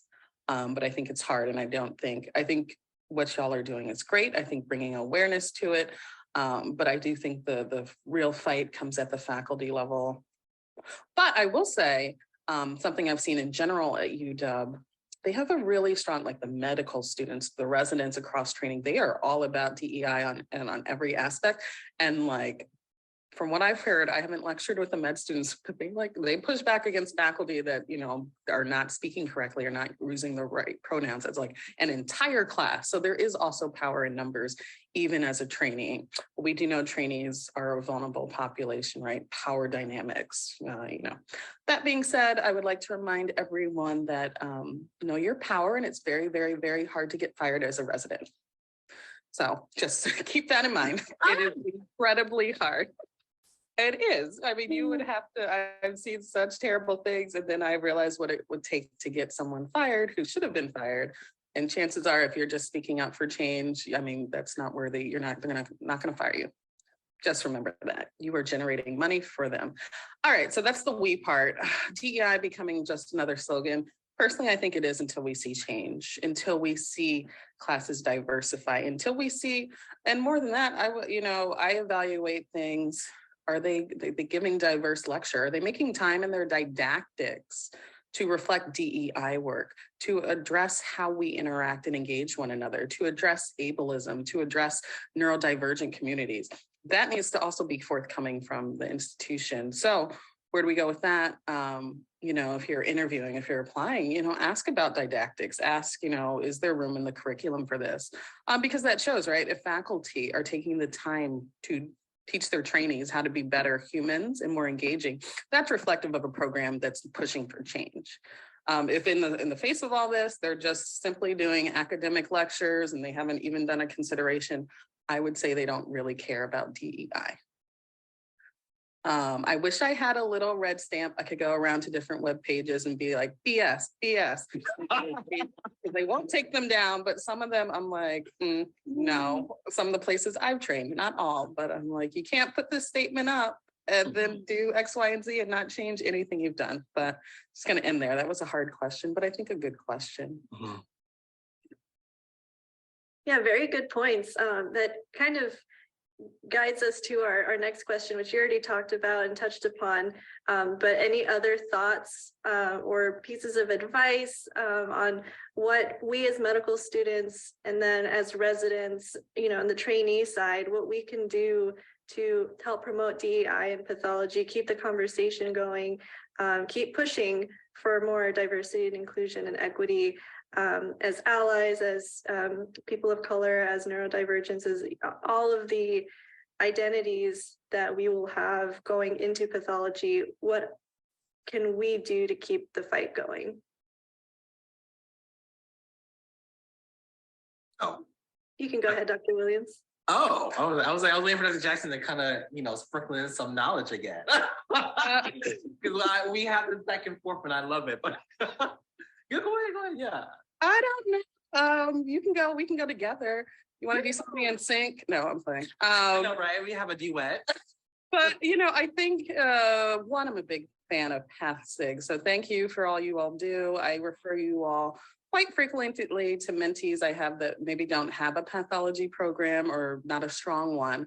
So thank you for all you do. And I think doing things like this, having these sessions, having these DEI sessions, I've been a little less active on social media just for a multitude of reasons. But what I do try to do, whether that's on my own professional accounts, on Society of Black Pathologists, I try to retweet things that are diverse, whether that's coming from, hey, here's this publication from someone who is, openly LGBTQIA or openly wants to talk more about neurodiversity or Black or Latina or Indigenous. And, it doesn't even have to be restricted to pathology. I try to retweet and promote different engagements that are diverse, whether just the panel is diverse, whether it's promoting gender minorities, whether it's specific to pathology or not, and just so people see their timelines flooded with these different exposures, but also opportunities, especially when they're educational panels or didactics. And I just think that brings more balance to what we all have historically seen, right?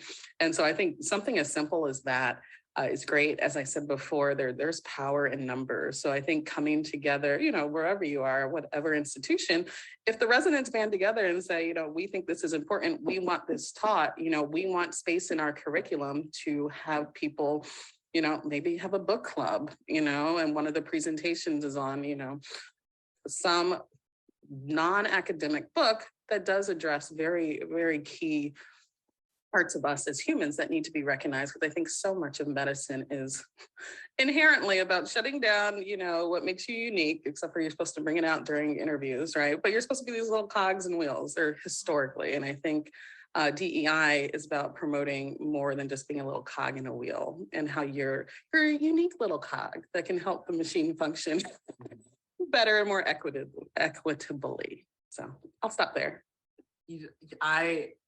Tag team, yes. So I think it's something that Dr. Jackson brings up, and like what I bring up, like what I'm thinking as well too. I would say is I think with the current, let's say, people that you're training with, not only is it power in voice and power in action, but there's also power in understanding yourself and also helping a colleague along. And so in pathology, when there's discussions about differential diagnosis of what you see histologically and what the stains are showing, that's a discussion that's educational and academic. But I also think, like, if you see a colleague who says something or does something, you're just like, hey, like, can we talk about what you do? I think that's one way that at least trainees, medical students or residents, even fellows, can have those moments of discussion and talk about things that they've seen, or even say, hey, by the way, this is sort of a, I think the term people are using now is macroaggression on multiple levels. And again, not just for the whole diversity, spectrum of diversity, not just specifically any group that I'm talking about. And so I guess I'm going to use this time to kind of like talk about my podcast, because so the podcast itself, this is just one form of how I took it. The podcast itself was something that I started because it was after the death of George Floyd, and literally I was scared to go outside. I think there was so much that was going on. There were so many protests that were going on, and it was great. Why I was scared to go outside was, one, because I just felt like alone again, being an only Black trainee, and I'm like, who's going to understand what's happening? I mean, I talked to Dr. Jackson and other Black trainees, of course, throughout that time, because we all always trying to make sure we're okay, but also I think there was a different dynamics between the, I guess, law enforcement and marginalized communities, and where exactly, what, I guess my question is, what would happen if I get pulled over, right? Like, what's going to happen? And I was definitely like, I was just scared. So I don't know what is going to happen. And to be honest, I took Uber for a week because I was just like, I just don't want to drive.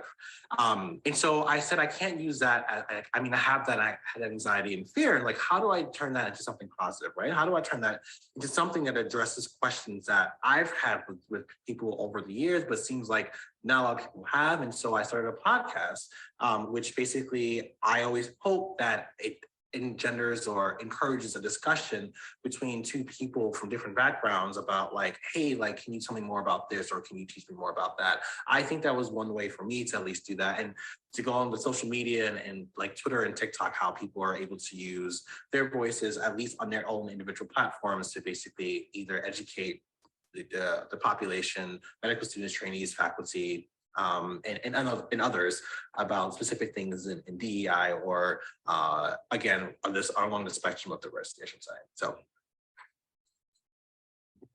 yes. Oh my goodness. Well, thank you both so much for all of like the just distilled and pure wisdom you gave today. Like, thank you so much. So before we go, I will just give you both like an opportunity for like last takeaways, like things that you just like want to impart on the PathSig community, things that we should definitely like take away from this. And yeah, any advice? So yeah, Dr. Williams, why don't you start? Any last takeaways? Sure. I guess my like takeaways or final thoughts I have is, I mean, again, thank you all so much for having us, and having us talk about our experiences and discussion. I think that for the PathSig community, for those who are joining both either virtually or in person with the community, I think that there's power in voices, there's power in identity, there's power in if you see something that you feel like should be changed, then make the steps that you can, of course, to do it. So that way you can, kind of see the change that you want to be made, or make the change that you want to be seen. But I also want to say, like, of course, being trainees or training in general is a really, it could be difficult at times. And so, please be there for each other. Please be there for, the residents that you have. We always make sure that even though pathology, we're removed from patients, every slide that we look at or every blood test that comes through has a patient behind it.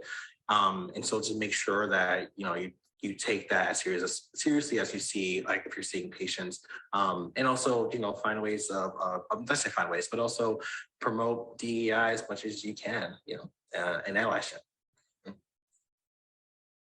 Let's see, some concluding remarks. Oh, goodness. I think most of us, and this is my general life philosophy, I think most of us are trying to do the best with what we have. And I think most people have good intentions. I think most people are trying to do better, and we're all coming from different backgrounds, different starting points. And I think as we all work to being more diverse and inclusive and equitable, I'd say be kind with yourself and show yourself grace. We will all misstep at some point.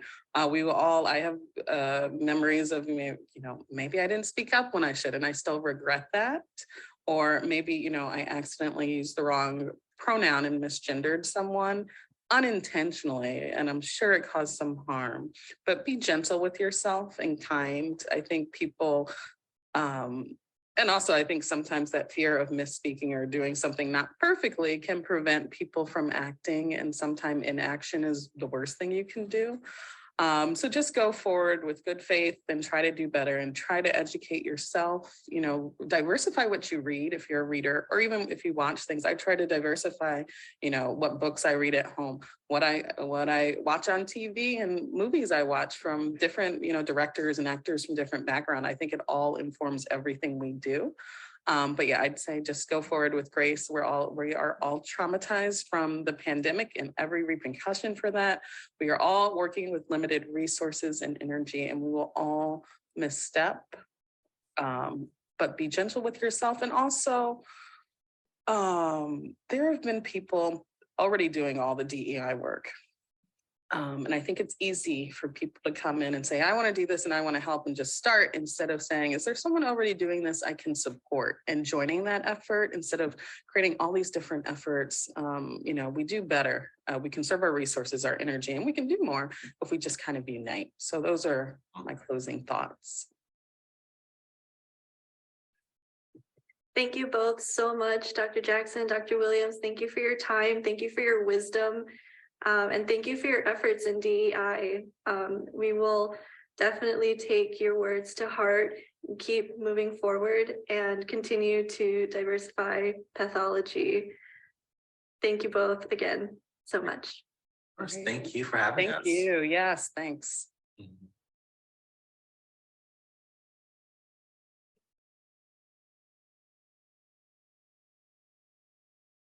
Okay, well, thank you everyone so much for coming to our third annual Fall Symposium. We hope to continue this into years future, and we hope you enjoyed today's events. Please follow our social media accounts on Twitter and Instagram at path-sig.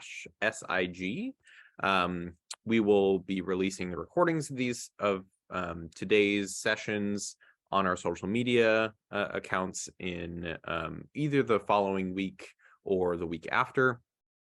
So watch for that. And then also look for a collaboration with Inside the Match for a discussion about the ins and outs of away rotations, I believe is coming in January. So thanks for sticking with us today. I know there was a lot of material that was covered, and I hope everyone has a great day. So with that, that concludes our Fall Symposium for this year. Have a nice day, everyone. Thank you, Keaton. No problem. Okay.